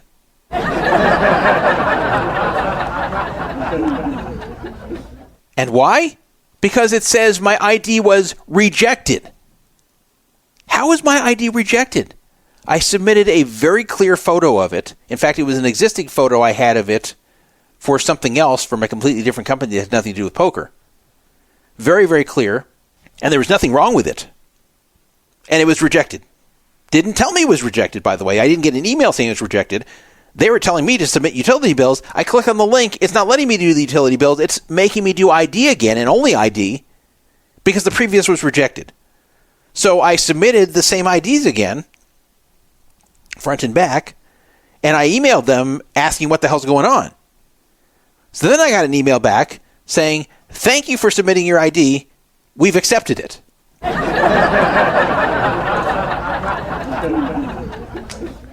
What? It was identical. I didn't rescan it. I didn't retake the picture. I submitted the identical picture of the front and the back of my ID. First time it's declined. Second time it's accepted. So now that they've accepted it, now I can click on the link and upload those documents they want. So as much as I hated doing it, I did it. I sent the stupid utility bill, and I sent the Social Security card, and hopefully they'll accept those, but it told me I have to wait another few days. How ridiculous is this? So it wasn't just me having these problems. A lot of people have these type of problems. Some people just refused to even submit the Social Security card and just said they're not going to play. Apparently, WSOP Online has been a ghost town to start off because so many people are having a hard time transferring over. Other people had geolocation problems where they were in Nevada and could not play. It's been a mess. But I don't know why they're putting you through all this intrusive crap when you've already been verified. I can't imagine there's any law on the books that requires them to re-verify you. They're the same company. They have the same license. Is it really true that if they have a new product that has an additional state involved, all of a sudden they have to verify everybody all over again? If that's true, it's dumb. But I don't even think that it's the case, and apparently they wouldn't have re-verified if they liked that the address matched the ID. And what's this with rejecting my ID and not even realizing it? They reject it and then tell me to upload documents, but then I can't because the ID was really rejected, so it's crazy. I don't know what the hell they're doing there. The utility bill is so dumb. It's actually a utility bill or bank statement, but that's the dumbest way to verify people. It's so antiquated. There's a number of problems with this. First of all, you're not necessarily going to have a utility bill in your name because there may be other people in your household who are paying utilities and not you. But you could say, okay, what about a bank statement? Well, what if you're not sending the bank statement to that address? You're telling me you can't get verified? It's stupid. And the worst thing is, these are not hard to falsify. I didn't falsify it. I sent in a bank statement. I didn't send a utility bill, but I sent in a real bank statement with that real address. But it's not at all hard to falsify those things. It does not require being an expert in Photoshop to do. So a long time ago, if you wanted to verify someone's address, I'm talking about like in the 80s or 90s, and tell them to bring a paper utility bill into some kind of office, okay, That makes sense. There's still the issues of that people may not have a utility bill in their name. But at least the utility bill itself is probably legit and probably pretty hard to fake. But these days, anybody can fake these things. And that's been the case for more than 2 decades. So the fact that they're still using this as a form of verification is crazy. It's just so easy to falsify these things. It's not even something that requires much skill to do. So it's just burdensome. It's a very dumb way to have to verify an address. But what a freaking fail. And someone else brought up the fact that they should not be asking for you to do all this in a period of 2 days, especially if they're so slow to process everything as they've been. They should have given you weeks' notice on this so you can get this all cleared up before the site launches on May 27th. But to tell you on May 25th that now you can pre-register and all these people are going to have problems and won't be able to get on, then not only is it frustrating for the players, but also it makes the site look terrible because nobody's on there playing because nobody can get verified. It's insane. So it completely bungled here. I don't know how they didn't realize this was going to happen. Saw24, who listens to this show, said on the forum, add to the pile of yet another government fail site. Yeah, I mean, he's right. This is regulated online poker. They should be doing better than this. This is an embarrassment, this launch. And I'm not the only one who thinks this. There was a lot of anger on Twitter about this entire situation. And people were kind of feeling like it was just them. They're like, am I the only one this happened to? And everyone's like, no, us too. Yeah, me too. Really like a Me Too movement almost. So that was dumb. And I still don't have it resolved. By the way, once I get it resolved, don't think I'll be able to play because I can't deposit. Because my cashier is still disabled because money was stolen out of my bank account through their processor Global Payments. Remember that back in 2022. And I've been basically banned from the cashier since then through no fault of my own. That's going to be a pain to clear up. I just didn't bother to play on there last year except one time when I deposited cash at the cage. Okay, so before I begin this next segment, I want to put out a warning and a disclaimer. And I don't usually do this because we're all adults here. In fact, a lot of you were adults before I was. So it feels weird to even put out such a warning. But I know that some listeners here do so to relax. Some people listen to the show for something to just have on in the background and just kind of tune out the rest of the world. Some people even go to sleep to this show. In fact, that's what a lot of people tell me who are big fans of this show, that they use it to go to sleep, which is a little bit of a weird compliment, but I'll take it. Anyway, the upcoming segment is going to have some disturbing parts to it. It's going to have some stuff you're going to hear that is going to be unpleasant to think about. So if you're going to be bothered by that sort of thing, and this has to do with kids, it has to do with abuse of kids, and it's something that I know some of you may not want to hear about. So if that's you, then you probably want to skip past this segment. And if you just are someone who wants to hear everything, then go ahead and listen. I just wanted to put out this little warning here before the segment starts so you understand what's coming up. I want to move on and talk about Steve Albini and his death. Poker is kind of funny in that it has some degree of celebrity worship. And it goes both ways. The big-name poker pros are somewhat worshipped by real celebrities. There's real celebrities who are happy to meet guys like Phil Hellmuth or Daniel Negreanu and are sometimes in awe, like meeting these big-name poker pros like that. At the same time, there's a lot of poker pros who are just so enthralled with the fact that they get to interact with celebrities. So, for example, James Woods, who's very into playing poker these days. He plays a lot, and I'll give James Woods credit. He's a very nice guy at the table, doesn't act arrogant at all, doesn't act like someone famous, is very accommodating with taking pictures with people, which I would never ask him to do. I would not want to hassle celebrities to take pictures with them, but I've seen it happen. I've seen people ask James Woods to do it, and he does it and smiles and is very nice to them. So very, very nice guy to those who interact with him, even though he's kind of controversial on Twitter and expresses a lot of strong political opinions, most of which I agree with. But regardless, on Twitter, some people think he's abrasive, but then I'm telling you, regardless of your politics, he's a very, very pleasant and nice guy at the poker table, and not the slightest bit arrogant. So I'll give him credit for that. And I've liked him when I've played with him. But there's a lot of people in poker who just want to find an excuse to talk to James Woods. They want to find an excuse to be friendly with him. They want to find an excuse to interact with him because it makes them feel good. They're hobnobbing with celebrities.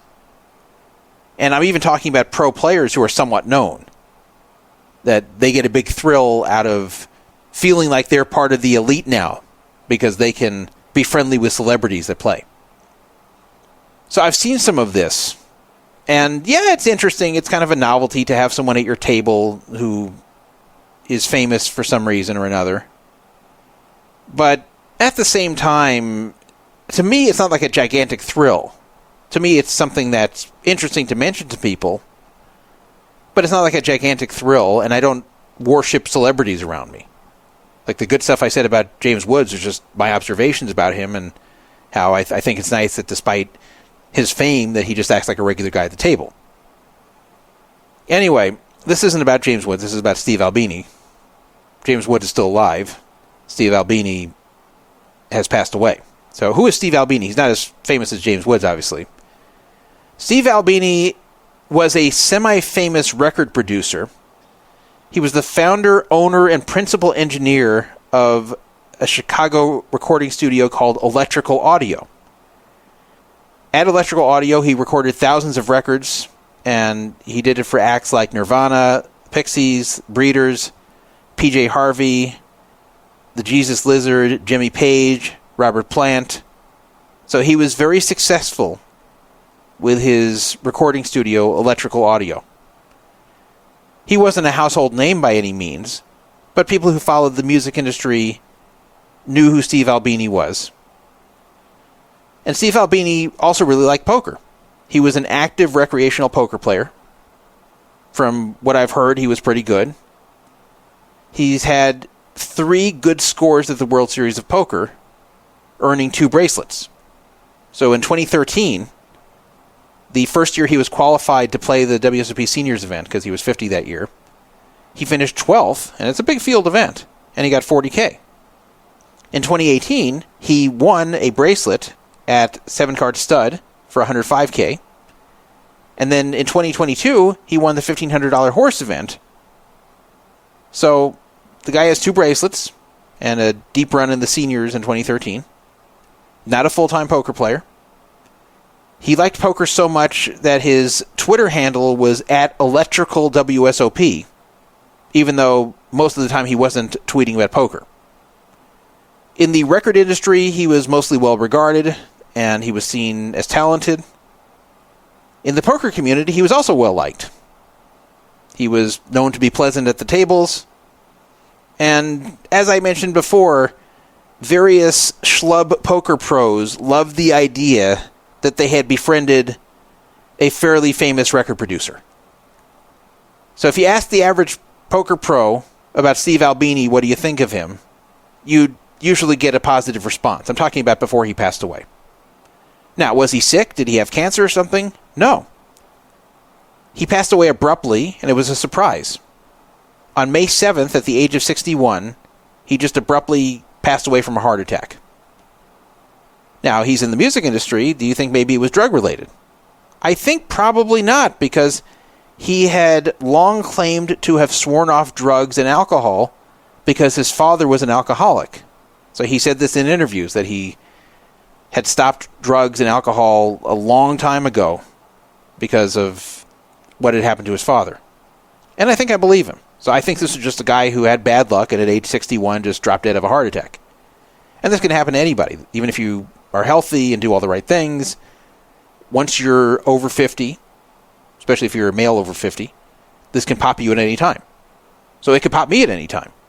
And for me, in fact, a little bit more likely because I'm tall and I'm a little bit heavy. So that makes it even more likely for me. But I'm over 50. It could hit me at any time. Hope it doesn't, but it could. So it got Steve Albini, and he had no idea it was coming, and unfortunately it was a major enough heart attack to where he passed away. He was only 61. The last time I saw him on Twitter was on December 17th, 2023, and after that he vanished without warning. That might make you think perhaps he was sick, and the heart attack was related to whatever he had, but I don't think so. He was very political.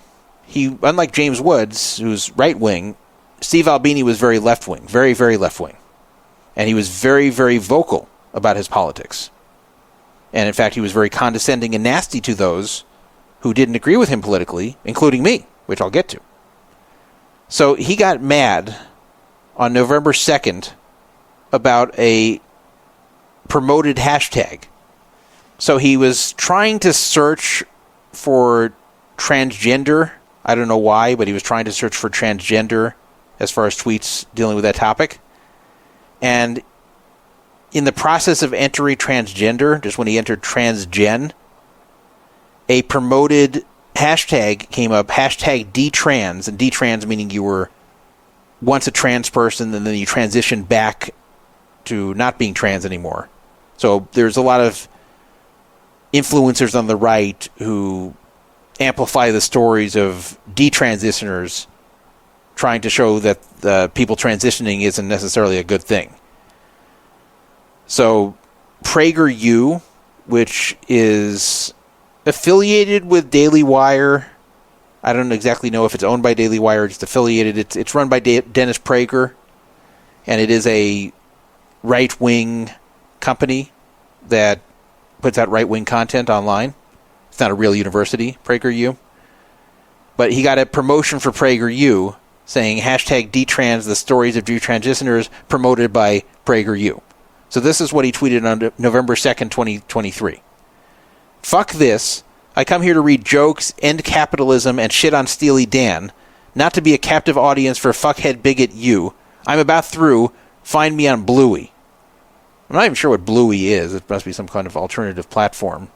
But he's saying I'm about done with Twitter because I'm trying to search for transgender stuff and it's trying to give me PragerU promotions, which is stupid. You know, it's an algorithm doing this, and he's smart enough to know that. This was a smart guy. But this was his brand. He always did this. He always acted outraged. He always acted pissed off. He always acted like a combination of like he's the coolest guy in the room, and at the same time was just very condescending towards anyone who disagreed with him. It wasn't like, let's have a debate and agree to disagree. Like, I'll give you an example of someone I've interacted with on Twitter before and did so respectfully. And that was a poker pro named Matt Bergart, who in fact played at the '08 event. He wasn't at my table. I was the next table over. But I've known of him for a long time. He's a good limit player. And we've never been friends. And he's very left-wing. And we had like a debate back and forth on Twitter one time. And we were both very respectful. And at the end, we even found some common ground. And, you know, it was a nice conversation. Even though we had a lot we couldn't agree on. And that's the way it should be. But that's never the way that Steve Albini debated people. He was just so condescending and nasty to people. And it's funny that he writes that he comes on there to read jokes, end capitalism, and shit on Steely Dan. Now, the Steely Dan thing's kind of a joke, but the end capitalism, that wasn't so much of a joke, which is funny because he made so much money through capitalism.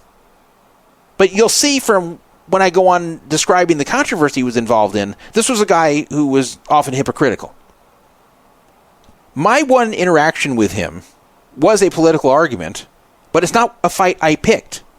He actually went into a thread that I started, which I don't even know how he found it because he didn't follow me, and I didn't do anything to bring him over to it. He just found it somehow, which is fine, but he entered my thread is the point. I wasn't coming into his Twitter to pick fights with him. And this was a fairly obscure political thread that I started. It was about an article that was started by a left-wing agitator named Noah Berlatsky, Berlatsky. Noah Berlatsky is the same age as me, and he writes a lot of really intentionally outrageous articles from the far left, basically to piss people off on the other side. So when I call him a left-wing agitator, that's really what he is. So I was mocking an article that Noah Berlatsky had written. Because I've told you guys, I read a lot of left-wing stuff. I don't just read stuff on my own side. I read an article from Noah Berlatsky, and it was ridiculous. It was him bragging about the fact that his trans wife, and by the way, he was not married to someone born a man. He's married to a woman. I'm talking about Berlatsky now, not Steve Albini. But Noah Berlatsky is married to a woman who was born a woman, who still identifies as she, her, but somehow says she's trans. And that makes no sense. That makes no sense at all to me. That'd be like me saying that I'm trans, but I'm still a man. Like, if I came to you and said I'm trans, and you'll say, wait a minute, like, you don't look like you're trans. I go, no, I'm a man, but I'm trans. They'll say, what, you were born female? No, I was born male, and I'm trans. It would look ridiculous, and that's basically what Noah Berlatsky's wife was saying. But that wasn't the most ridiculous part of the article. Apparently his supposed trans wife and his trans kid were routinely mocking him for being a, quote, boring cisgender hetero male, which means just a straight male who was born male. And that he's fine with them mocking him and leaving him out of things because he just has to accept that he's not exciting like they are, because he is just a boring cis hetero male. So he deserves their mockery for not being trans like they are. Like, he was really trying to make that case. He was like saying this is fine that they mock me and make fun of me and mistreat me because, and I just can't relate to what they're talking about, and they have a right to laugh at me. And he meant it. He wasn't doing this to try to troll people or anything. Like, I'm sure he knew it would be a controversial article, but he wrote this from the standpoint like he was serious. That it's okay that his trans wife, who isn't really trans, and a trans kid abuse him at home and make fun of him because he's not trans. So I quoted the article and said that Noah Berlatsky is the ultimate beta male, to which point Steve Albini muscled into my thread. How he found it, I don't know. It wasn't even getting a lot of interaction. And said something really condescending to me, like, oh, so why don't you tell me what would a alpha he-man like you do in this situation, or something like that. He was trying to mock that I was calling the guy beta.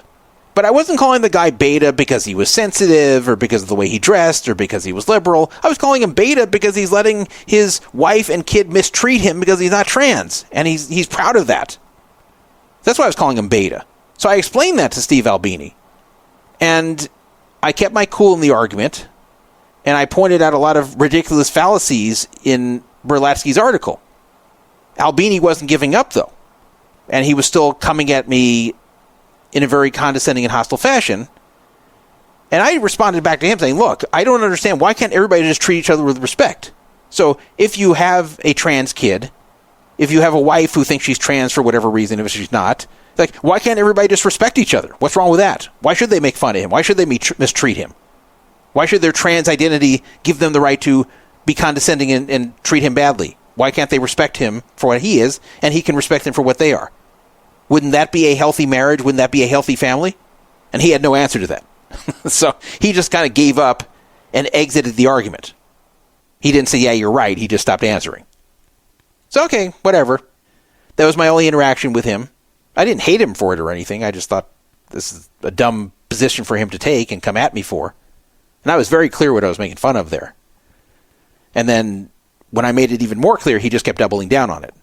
And he was just very condescending. And I think this guy was so used to dealing with right-wingers who are not very educated and not very sophisticated that he's used to running them over on Twitter and then puffing out his chest that he's so smart.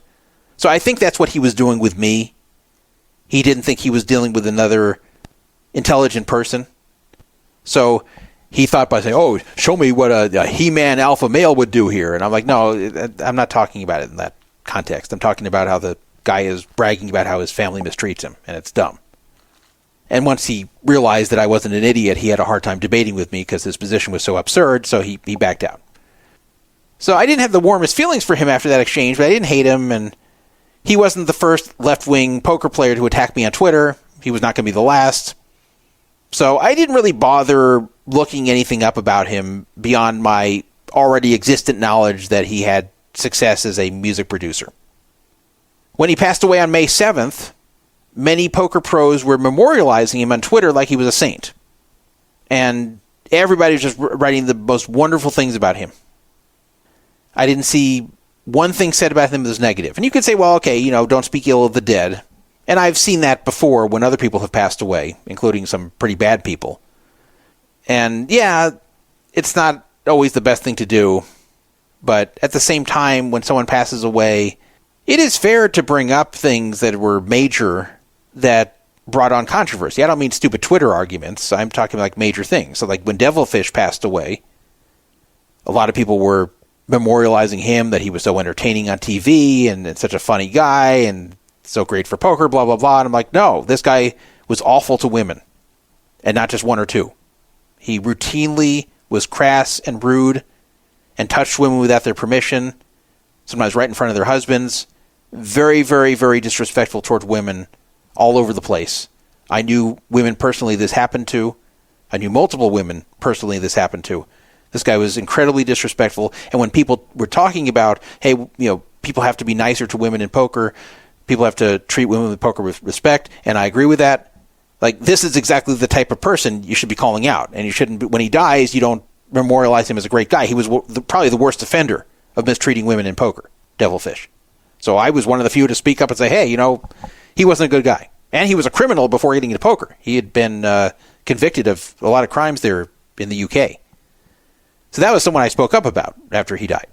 And I spoke up about him when he was alive, too. I wasn't afraid to do that. Steve Albini was not disrespectful to women in poker, and Steve Albini was not a criminal. But he did get himself into a major controversy. And I'll tell you about that right now. And I found out about it because when he passed away, while no poker players were speaking of him badly, others on Twitter were.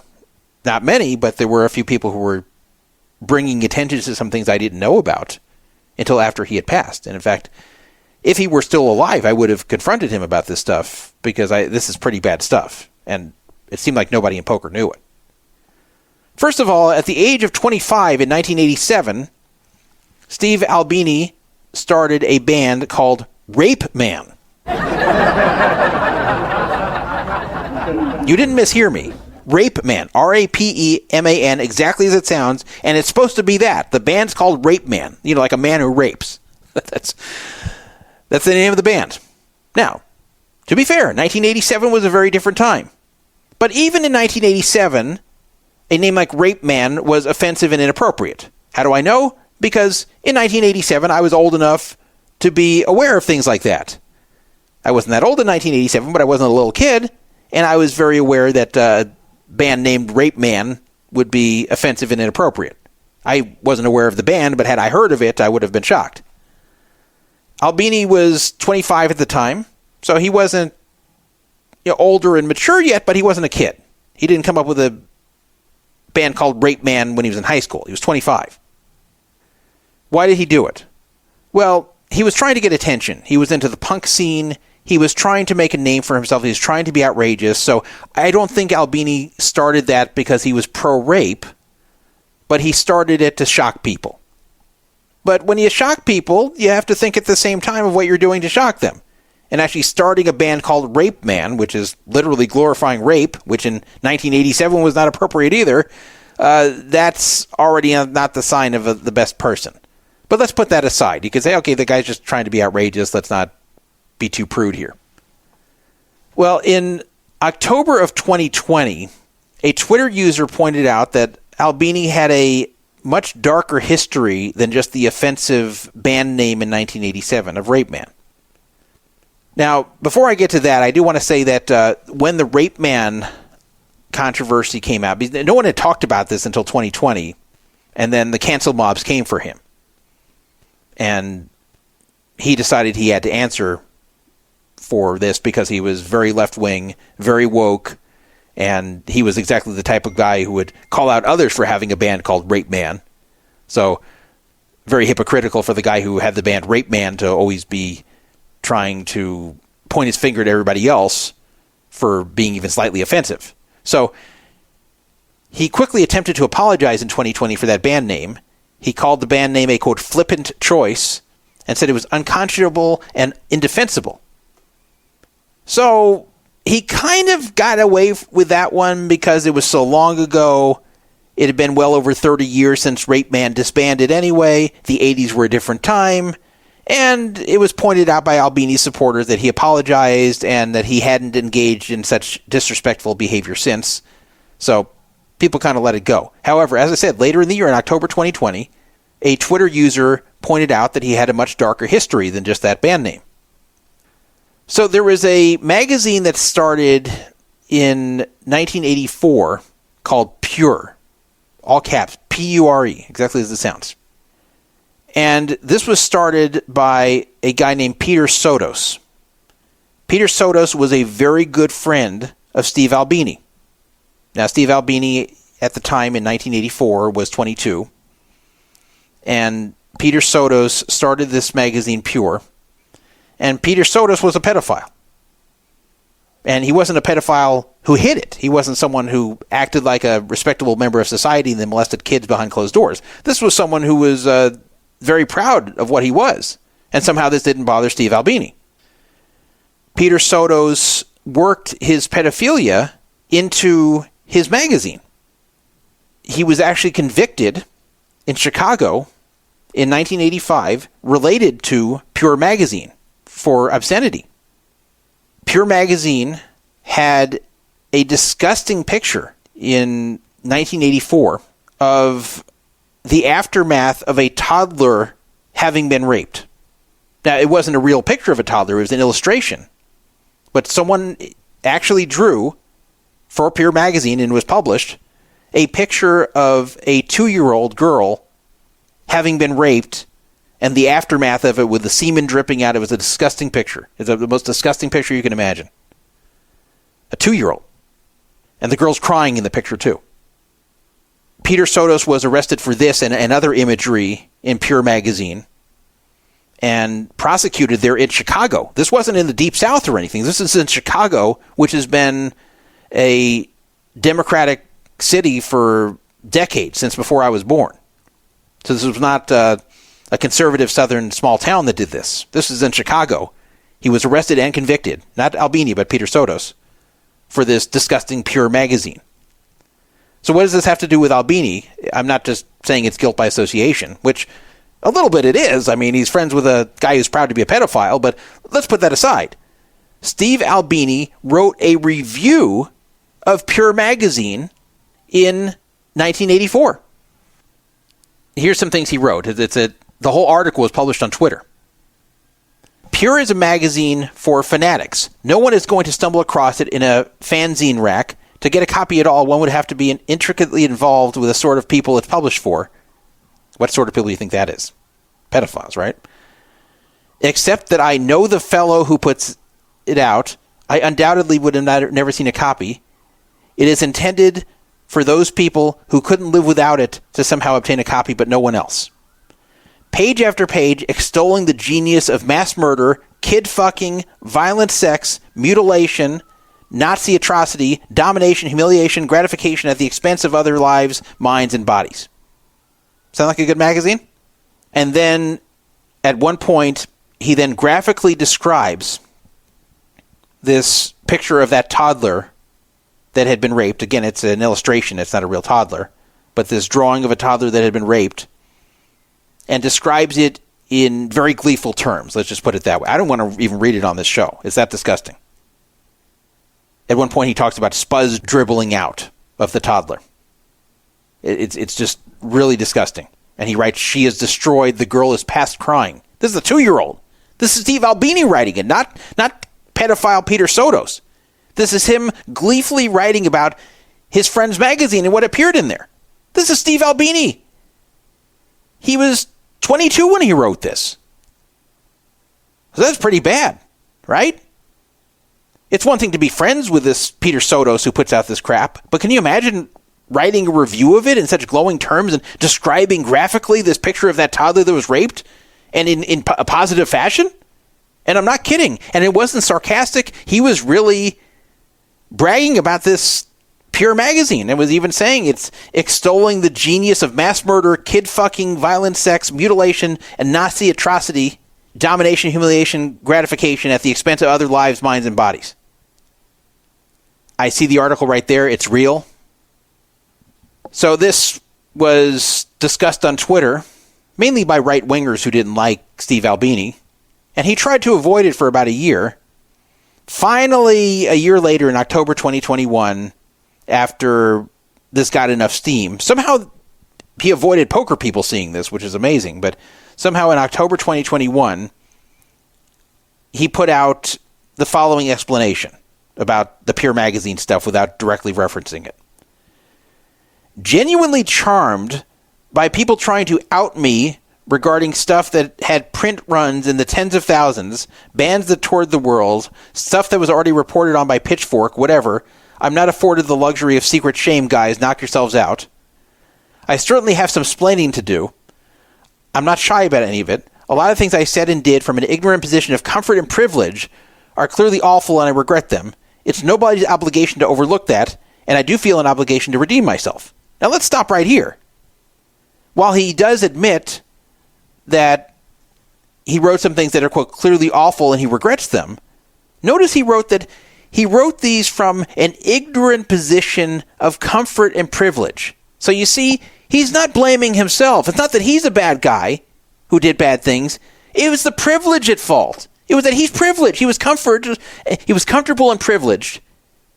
He's the type of guy that he rails against now. The ones who have white privilege and are rich and have nothing to worry about, that due to his comfort and privilege, he did this. You know, the way he sees it, any person who's comfortable and privileged might do this. It's privilege's fault, not his fault. That's what he's trying to say here. Why would you say you did this from an ignorant position of comfort and privilege? It doesn't matter how privileged you are or are not. You don't write about a 2-year-old being raped in glowing terms. You don't write about an illustration of that in your friend's magazine in extremely graphic form. You don't then describe this glowingly and brag about it being in there. That's nothing to do with privilege. That's just you being a piece of shit. So then he goes on to say, a project I've undertaken piecemeal as I've matured, evolved, and learned over time. I expect no grace and honestly feel like I and others of my generation have not been held to task enough for words and behavior that ultimately contributed to a coarsening society. Oh, I see. So he's basically saying that his whole generation were a bunch of assholes, and they haven't been called out enough. So again, he's blaming the generation. It's not him. It's just that in the 80s, everybody did that. Everybody wrote about 2-year-olds being raped in graphic terms and associated with pedophiles. That was just his generation, guys. And he's happy to address this because he thinks that his generation hasn't been called on the carpet enough for this. So he's blaming privilege. He's blaming his generation. Let's go on. For myself and many of my peers, we miscalculated. We thought the major battles over equality and inclusiveness had been won, and society would eventually express that, so we were not harming anything with contrarianism, shock, sarcasm, or irony. You've got to be fucking kidding me. You've got to be fucking kidding me with that statement. First of all, do you know of any 1980s liberals who felt at the time that the battles over equality and inclusiveness had been won? Do you know any liberals who thought that in the 1980s? Because I didn't. All the liberals I knew in the 1980s felt there was a lot more work to be done. And in some ways they were right. Like, look at how gay people were viewed and treated in the 1980s. It wasn't very good. So there was still work to be done regarding battles of equality and inclusiveness in the 80s. But he's saying, oh no, we thought it was over. We thought everybody was being included. We thought everybody was equal. So cool, it's done. So now we can write really, really disgusting, nasty stuff, and it's not going to harm anything because everybody's equal and included now. I mean, you've got to be kidding me. That's his excuse here. So he says, we thought we were not harming anything with contrarianism, shock, sarcasm, or irony. Really? Okay. You are positively depicting toddlers getting raped, and you're writing a review about how wonderful this is. Now, guys with pedophiliac tendencies who might not have actually done it yet, who may just be thinking of it, but aren't sure if they want to actually do it, they will see the magazine, they'll see it's normalized, they'll see that there's others like them who are very openly showing this, and they'll think, oh, okay, well, look, there's a lot of other people like me. I guess this is okay to do. You don't think this could encourage real pedophiles, like your friend Peter Sotos, to then actually do this to a real toddler when they see this depicted in the magazine in such a positive fashion? But no, he thinks inclusiveness and equality that had been achieved in the 1980s, so he could do this. It's insane. This is such a non-apology. This is such an arrogant non-apology. Why not just say, yeah, I wasn't a very good guy back then. I was associating with a piece of shit pedophile, Peter Sotos, who got convicted. I wrote a lot of dumb things. I thought a lot of dumb things. Since then, I've done a lot of soul searching, and I've reformed. And you'll see in the last, whatever years, I've never written anything like that again. And I apologize so much to anyone I hurt this way, and I hope I can make up for it as well as I can. He's blaming privilege and society and his generation and saying that the battles for equality have been won, so this was okay. Crazy. He went on to write, if anything, we were trying to underscore the banality, the everyday nonchalance toward our common history with the atrocious, all while laboring under the tacit, mistaken notion that things were getting better. So that same bullshit, like, okay, well, the world's getting better, so we can publish things like this. It's just so arrogant. I'm overdue for a conversation about my role in inspiring edgelord shit. I'll explain that in a second. Believe me, I've met my share of punishers at gigs, and I sympathize with anybody who isn't me, but still had to suffer them. So then a guy named Lightning Monkey responded back to him and said, and this is just one of many flaws of the social media age. Stuff said years ago is held over people's heads like they have no ability to be wrong, learn, and grow. I've seen politicians have tweets from when they were 14 held against them. It's ridiculous. Now, that part I agree. I agree to go dig back into people's old tweets from when they were teenagers and hold that against them is wrong. And I agree that holding things against people that were seen as okay at the time they wrote it and then became not okay in modern times is also not fair. So you can't judge people's actions, even in like the 2000s, in 2024, if those actions in the 2000s wouldn't have been offensive, and in 2024 it would be. It's not fair. But that's not what's going on here. What he was doing in the 80s was awful, even by 80 standards.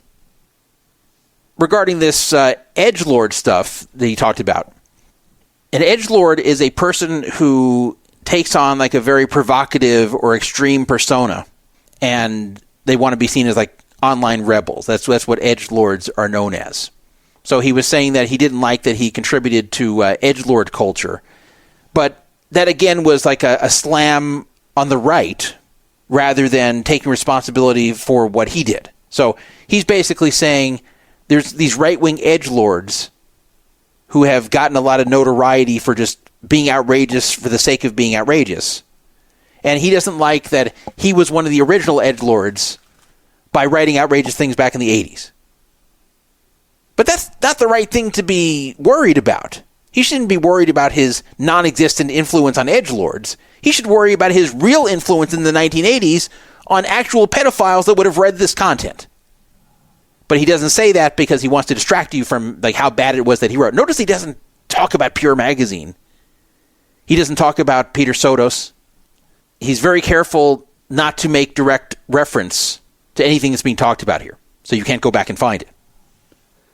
But anyway, he says back to this guy that was saying that nowadays there's basically a cancel culture that goes back and digs through people's old stuff. Albini said back, I disagree this is a problem or ridiculous, which means he thought it was fine that people would dig back into old stuff. People of privilege, there we are with the privilege again, expecting not to have to take ownership of their own words and actions like fucking grown-ups, that's ridiculous. These were formative experiences for me, and owning the embarrassment of them is my responsibility. So this pseudo-apology impressed a lot of his fans at the time, back in 2021. You go back and look at that thread, oh my God, people say, this is the way an apology should be. Wow, look at someone finally addressing the stuff they did in the past and doing so in a humble fashion. I'm going, are you guys reading the same thing I'm reading? Are you not understanding what he's saying here? He's telling people to take ownership of their own words and actions, even if it was a very long time ago, even if it was when they were teenagers. Now, first of all, he's talking about his formative experiences. He was 22. Formative? He's acting like he was 14. He was 22 there. So yes, you mature after 22, but you can't call that a formative experience. And this isn't owning the embarrassment from them. This is owning some awful, awful stuff that he wrote and supported. And he's not taking ownership because notice he's not mentioning what it is. He's not apologizing for specifically what he wrote. He's trying to be ambiguous, trying to blame privilege, blame his generation, blame edgelords, blame everybody but himself. Other than saying, yeah, it was inappropriate, but here's why. And it's for all these other factors that had happened, not just I was an asshole and I was a callous jerk who for some reason thought it was cool to glorify extreme pedophilia for attention. And hopefully that's all it was. Notice there's no apologies for his friendship with Peter Sotos and his support for that pedophiliac magazine. And I'm not exaggerating. Go look this stuff up. All this crap he wrote has nothing to do with him writing about toddlers getting raped in a very positive fashion and describing it in a very graphic fashion, a disgusting graphic fashion. So all of that has nothing to do with that and pedophilia. That's just deflecting. And also all these excuses about the time and the battles over equality, inclusiveness being won. These are just excuse after excuse after excuse. He's doing exactly what he said people shouldn't do. So here's the truth. The truth appears to be that Steve Albini was a freak and a weird dude. He was friendly with a convicted pedophile. He seemed not to be shy to write about what his pedophile friend was publishing in the magazine, the most disgusting stuff you can imagine. Maybe some of this was shock value. Maybe some of this was part of an act to get his then-struggling music career going. But, you know, when there's smoke, there's fire, and there's a lot of smoke here. Now, does this mean that he wasn't a good record producer? No. He was a good record producer. He was talented in producing records. Just like Harvey Weinstein was talented in making films. But that doesn't make them good people. Bill Cosby was a good comedian and actor. But I don't think you'd want Bill Cosby around your sister, around your daughter. So you had a lot of people that were still defending him and saying, oh, you're just going after him because he's right-wing. Oh, you're going after a dead guy. Well, I didn't know about this till after he was dead. I would have said it when he was alive. I had no problem arguing with him when he was alive, when he came after me about something stupid. Really, his tweets addressing the matter were oozing limousine liberal arrogance and condescension, if you think about it. This was not any kind of real apology, nor was he taking responsibility. This is giving a haughty lecture about privilege instead of directly addressing the disgusting stuff he wrote. And then the idiots fell for it. Idiots go, oh, wow, look, this is a great way to respond. Wow, he's taking responsibility. Wow, he's really owning what he did. Wow, he's saying that everybody should own what they did. Wow, I wish all the people who were called onto the carpet for what they wrote in the past were this open. I'm going, oh my God, people are so easy to fool. So yeah, you have to look at the person's entire life, their entire body of work when they pass away, when you judge them. In the last few decades, once he became a famous record producer, I haven't heard of any problems other than him acting like a jerk on Twitter, but like I haven't heard of him getting involved in any pedophiliac stuff or writing things that are inappropriate or doing anything bad. But he was still an adult when this stuff went on. It was never properly addressed, and it was never properly apologized for when he finally had to address it in 2021. That's really one of the worst apologies I've ever read. And I was surprised to see the people defending him were doing it because of his politics, or because they liked the fact that there was a record producer who was in the poker community and had won 2 bracelets and was nice to them at the table, and they're thinking, oh, you're just attacking him, he's not on the left. No. There's no way he could be that good of a guy if he wrote that sort of thing and was so close with this Peter Sotos guy back when he was in his 20s. It just... I know people are complex, and you can't just label them good or evil. And I'm not saying he's evil. I'm not saying that he's entirely a bad guy. But it seemed like a lot of his left-wing takes were from the standpoint of, look at me, I'm a moral guy and you're not. Look at me, I'm one who cares about people and you don't. Look at me, I want to fight injustice and you don't. I'm better than you for that reason. So if you're going to take on that sort of moral high ground about yourself, then when something outrageous like this comes out, you got to address it. And I'm not talking about just people writing offensive stuff or using a slur or something way in the past. That's a different story. I'm talking about really, really, really bad stuff like he wrote and published there that really could have caused real harm. We'll never know. But maybe we will know, because you know what? Guess what? In 1985, the year after that magazine was published, the issue with the depiction of the toddler rape that I discussed was found in the UK during a search of a home by the police. So whose home was it? It belonged to a freak who had committed child kidnappings, child rapes, and child murders. This guy had a copy of that issue. So why do you think that magazine was in the house? Why do you think that guy ordered that magazine?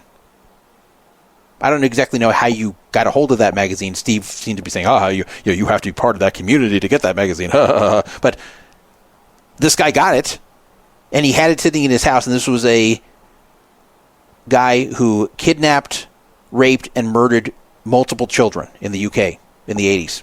He had that magazine there. That's who the audience was.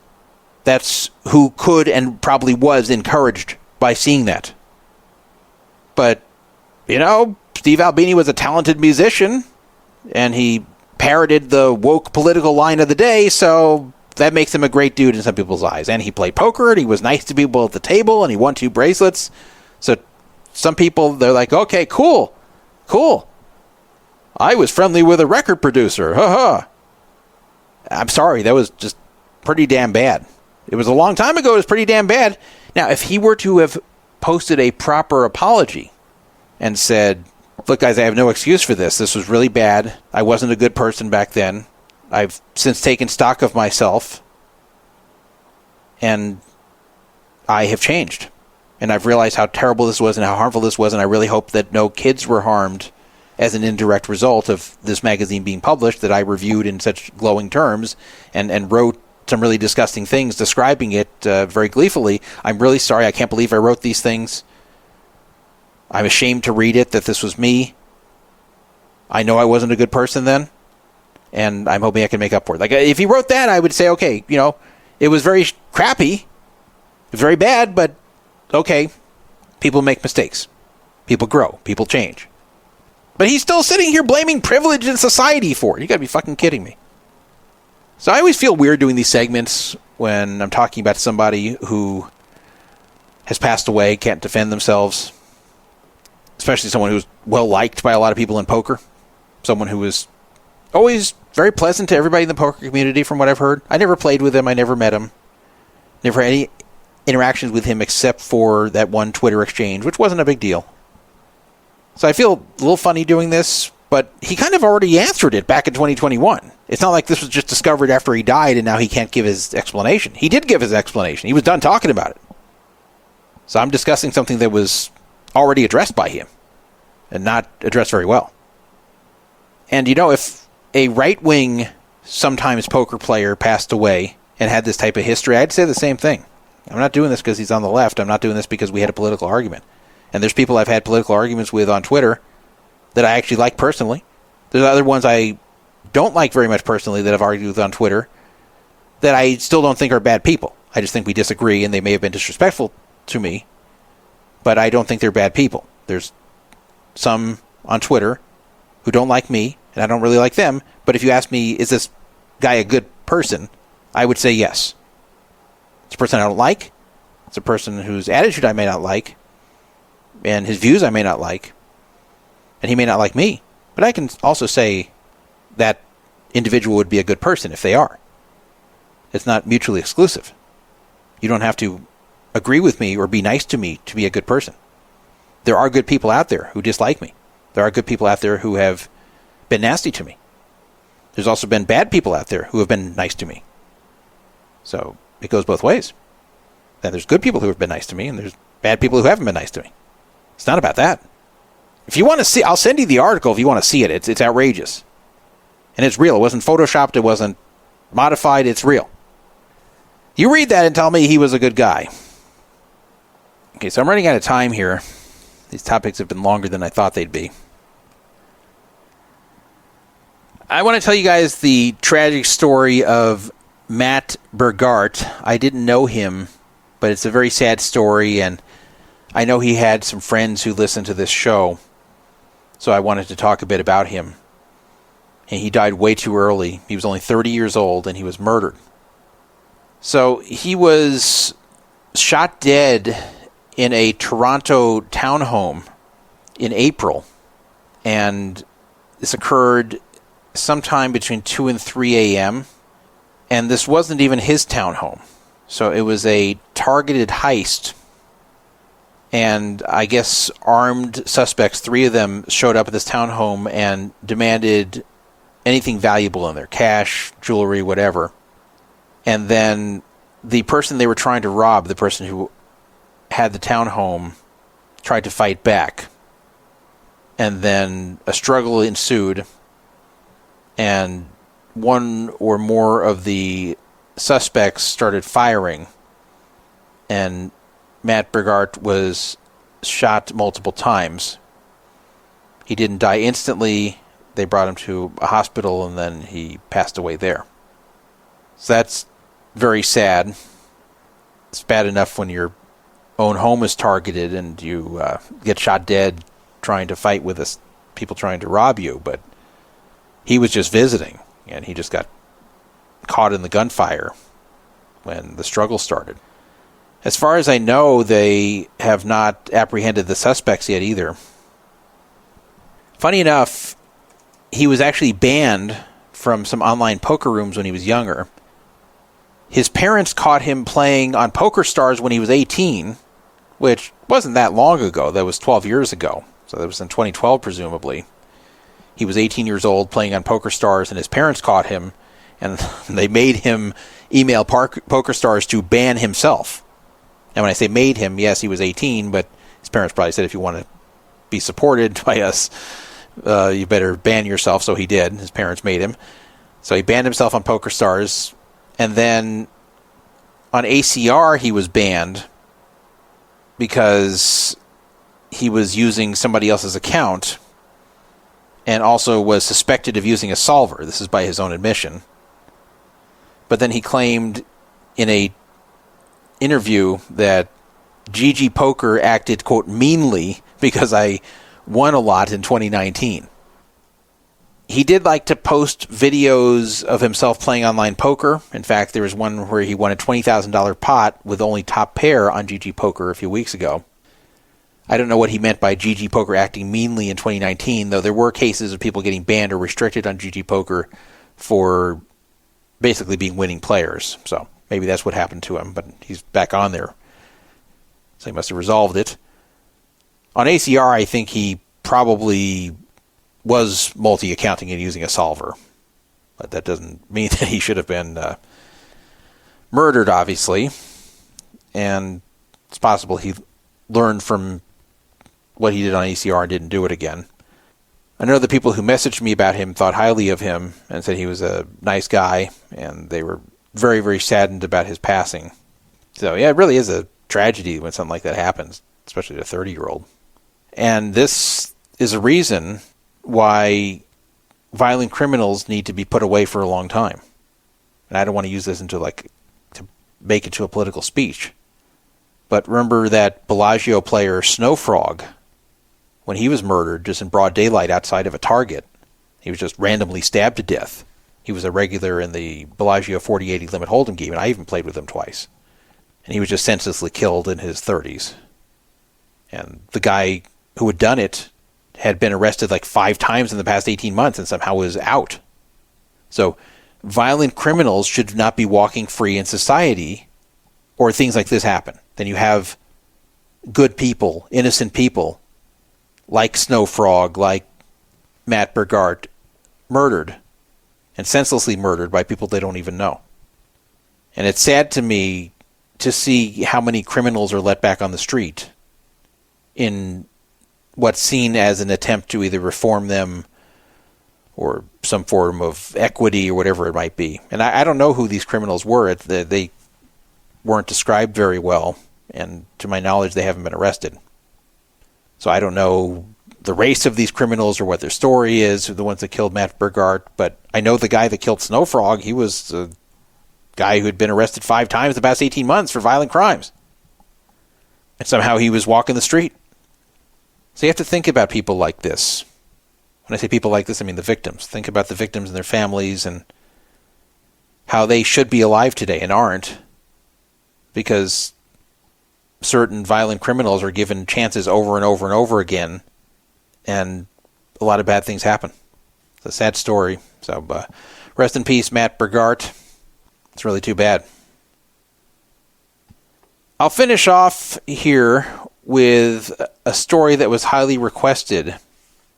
A 72-year-old woman claims that Bally's Atlantic City cheated her out of a $2.56 million slot win. There was an article in the New York Post about this incident. There is a picture of the machine where this took place. So what happened was she hit a progressive jackpot of $1.28 million, but she had a 2 times multiplier, which you can see, it says spin 2 times. The exact amount of the jackpot before the multiplier was $1,277,958.54. So she was entitled to 2 times that. And then the machine said tilt, and she was told that this was a malfunction. Now, I don't know if you've seen it when you've played machines in casinos, but it does say malfunction voids all plays and pays. And that can seem pretty obnoxious when you first read it, because you go, wait a minute, so just if I win anything here, they can say it's a malfunction? Well, it's not meant for that. It's meant to protect the casino if the machine is doing something funny that's making it operate in a fashion where it shouldn't be operating. Like, I'll give you an example. Let's say you play a video poker machine and it deals you a royal flush, and then they pay you, and then you do the next hand, it's the identical royal flush. Well, that's highly unlikely. That's like 1 in 650,000 to occur right after you get the next royal flush. And if it's the exact same royal flush, it's 1 in 2.6 million that would happen right after you got a first royal flush to get the identical same cards. And in the same order, it's astronomically less likely. So let's say you get the exact same cards, exact same order, you get a royal flush again. Well, the casino would have every right to suspect that's a malfunction. And then if they were to, on their own, then try to run another hand on their dime, and it hits a royal flush again, that exact same royal, well, then clearly there's something wrong. So let's just say the machine had some kind of glitch, some sort of malfunction that caused it to keep dealing that same royal over and over and over again. You couldn't just sit here collecting the money from the royal flush over and over. Once they catch that this was a result of a malfunction, they have a right not to pay you. Because otherwise it's not fair to them. Otherwise they can really, really get screwed if their machines malfunction. But what this is not meant to do is give them a way to worm out of rightful jackpots people win. Or if there's some ticky-tack minor malfunction that had nothing to do with you hitting that jackpot. So just because the machine says tilt, now, if you're older, you might remember the origin of tilt, and it had nothing to do with poker. The origin of tilt was pinball machines. So people couldn't lift up pinball machines and make the balls go into the holes that were very valuable. So machines would be built with a tilt detector, meaning that the machine is actually being physically tilted. That's why it's called tilt, because someone's picking up the pinball machine, physically tilting it so the ball would fall where they want it to go, rather than playing fairly, and then getting a high score they don't really deserve. And this was just being done to protect the integrity of the high scores these machines would show, because people would want to play these machines to beat the high score. You wouldn't get anything for it, but it would be fun. And people playing it wanted to be confident that the high score was achieved fairly. and what they're playing for is to beat a real score. So that's why they have the tilt mode. If someone would to tilt the machine, it would say tilt, and then it would just make you lose your ball right there. So that was the original tilt. Now, what does this have to do with slot machines? Well, I don't know. I don't know what a tilt mode is on a slot machine, because these are electronic slot machines, and they don't have reels that are mechanical. So I don't understand how they could be tilted. Now, I am looking at these reels. They look electronic. It's possible they're mechanical and just look electronic. I'm not 100% sure. But still, let's say there was a minor tilt going on. Let's say there was some mechanical element here. And let's say the machine was just a slight bit off. So it says tilt. Well, that doesn't mean the tilt was right then. It could have happened after the jackpot was hit. Maybe the woman jumped up in excitement and tilted the machine a little bit. Or let's say it was even beforehand. If it was a tiny bit tilted to where it wasn't likely to affect this, they should pay it out. So it really would have to be determined what this tilt was about and if it could possibly affect this jackpot and make it hit. And if there was no way to make this jackpot hit by causing the machine to go into tilt mode, then it should be paid. Just because it says tilt doesn't mean they shouldn't pay it. If it is shown, and they can clearly show, that she only hit this because the machine was in this weird tilt mode, then okay, fine, don't pay it. But the burden should be on them to show it. According to the New York Post article, Bally's, which is where this was hit in Atlantic City, blames the manufacturer IGT for this and told her to go to them about it. But that sounds like passing the buck. That sounds like a bullshit excuse where they don't want to deal with it. Sounds like they're saying, well, we don't know why it was tilting, but the machine says tilt, and if it says tilt, we don't pay. Too bad. But that's not fair. The burden should be on them to go to IGT and say, what does this mean? And should this have affected whether she hit the jackpot or not? And if the answer back was, no, it didn't, then they should pay her. They shouldn't just say, well, go bug IGT about it. No, that's not the way it should be. So she is suing both Bally's and IGT. According to a Vegas Casino Talk poster named Degen Ben, he said there was a very similar case back in the early 2000s where IGT was sued and had to award the jackpot. It was also on a Wheel of Fortune machine. The plaintiff successfully argued that any real tilt or malfunction occurred after the jackpot was hit. So that's interesting. He did say, I don't think the 2 times multiplier would apply either way. The rules likely state that the multipliers don't apply to the jackpot. Never heard of a 7-figure wide area progressive jackpot that you get a multiplier on. Yeah, that's a good point. I didn't think of that, but that's a very good point. That a lot of times these progressive jackpots are not just on that machine. They're either like casino-wide on machines that are similar to it, and sometimes even area-wide where casinos are sharing the risk, and they're all accumulating towards the jackpot. So he said he's never seen a multiplier that would be on that type of progressive jackpot, and I think he's right. So it probably is only the 1 point whatever million. I think whoever's suing for the 2 point whatever million is just being aggressive and greedy. So really it comes down to what that tilt really means. If they can't show that the tilt actually caused this, then they should pay it out. They definitely need to show the tilt happened before she spun rather than after she spun. Or at least after the spin was over. And it would have to be shown how the tilt would actually cause this to occur. The error message said specifically real tilt, real could not find stop, single wheel, reel 1, please correct the error and turn the reset key. So I guess this was an actual real machine, even though it kind of looks like an electronic machine. Someone who analyzed this on a different forum said that the first reel, what's called reel 1, got stuck, that was the reason that she hit the jackpot there. But who knows? Another update came out yesterday that it was a cosmetic malfunction. And that there's a physical wheel, like the reels are physical, but it's actually an electronic machine, so I guess I was right about both things, and that the reels are just for show. So she didn't really hit the jackpot, but the reels that are showing what she hit just showed the wrong thing. So that makes it even more interesting. Do you think she should get paid then? If the machine determined by the random number generator, because it's electronic, if it determined that she actually didn't hit the jackpot and then tried to display it to her and misdisplayed the jackpot as hitting because the reels moved the wrong way or something, and those were just moving to show you where they are, but it was just something to display to you.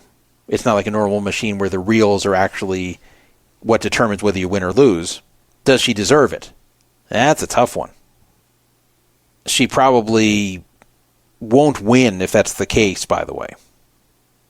Because that's where malfunction voiding plays and pays they'd be able to use. Because she didn't actually win it, it just displayed wrong and made her think she won it.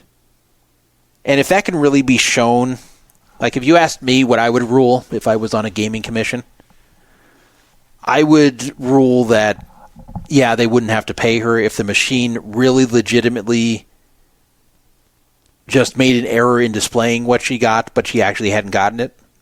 But they'd have to be sure that's really what happened. And then I would think at that point the casino should give her something. Because it's really shitty for a player to think they've won a giant jackpot like that and then not have won it just because the machine displayed wrong. But that is where they'd be protected by the malfunction thing. But that just came out yesterday. I didn't even see that till now when I was looking at my Vegas Casino Talk forum. Because I hadn't gone to that thread in a while. So see, I was learning during the show just as you are. Interesting situation, though. I'll give that. I knew it wasn't as simple as just she's just being denied a jackpot because Bally's is greedy. I knew it wasn't that. I knew there had to be something to the story. People love to just automatically take the player's side. I like to figure out what's really going on. So yeah, I think probably the answer is that first reel was getting stuck. That's supposed to move over and show her what the random number generator selected for that spin. And so it got stuck. It displayed what would be a jackpot, but actually wasn't because it got stuck. And then she thought she won. And then it said tilt because it was having trouble moving that reel. And then they said, sorry, you didn't win. And of course she's like, what the fuck? It's right on the screen right here. I won. What are you talking about? So I understand why she's pissed. But I think she probably won't win this one. I would think this would be a good case to settle. The problem is she probably won't like the settlement. She probably would want something that's a substantial portion of at least the $1.28 million. But this would be a good spot where if you sue them, they say, okay, well, we're willing to admit that this did cause you some distress because the machine malfunctioned and made you think you won $1.28 million. But we can't give that to you because you didn't really win it. It just displayed you won it, but you didn't really win it. So here's something for your trouble. But the problem is she won't accept it. Like, let's say they'll give her $30K. Well, that's going to be very disappointing when you think you've got $1.28 million. Interesting story, though. I'll give it that. In case you're wondering why I would not just say, look, if it displays that they have to pay it and the casino can afford it too bad, you have to be fair to the casino. Otherwise, they can't even operate. If they're going to be compelled to pay these big jackpots because of a malfunction in display, then they're not going to be able to stay in business. So you got to be fair to their interests too. But at the same time, they shouldn't be able to worm out of things that were actually won. And I think this woman deserves something because she was made to believe she won by the machine's malfunction, and was probably made to believe that for some time. And what was told to her probably wasn't accurate at the beginning either. They probably said, well, it's tilting, something wrong with the reel, you're not getting it. Like that's shitty. So she should get something. But I would actually rule she wouldn't get the $1.28 million if that is the case. Well, I need to get some sleep. And truthfully, I have something to do before the event. Now, I can come to the event a little bit late, like I went to the Omaha event late, because starting right on time at a limit event in the World Series is pretty much a waste of your time. But I don't want to be too late. Anyway, we still have a few topics we didn't get to. I apologize for that. But I gave you some good hours here. Gave you a few good hours. And it'll be quicker for me to edit and get in the archives, I hope, in between my play. Actually, I hope it's not quick. I hope I have like 3 long days of the limit event and I win a bracelet. That would be the best. Now, by the time you hear this in the archives, you'll know whether I won the bracelet or if I even cashed. Because the event will be over, probably. Over for me in some way.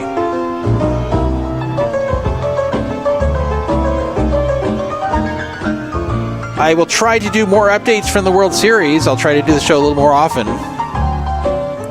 So I won't make you wait 3 weeks between shows. Because there's a lot going on at the World Series. There's always a lot going on. I know you guys like to hear it, and I'm right here. I won't be here the entire series. I never am anymore.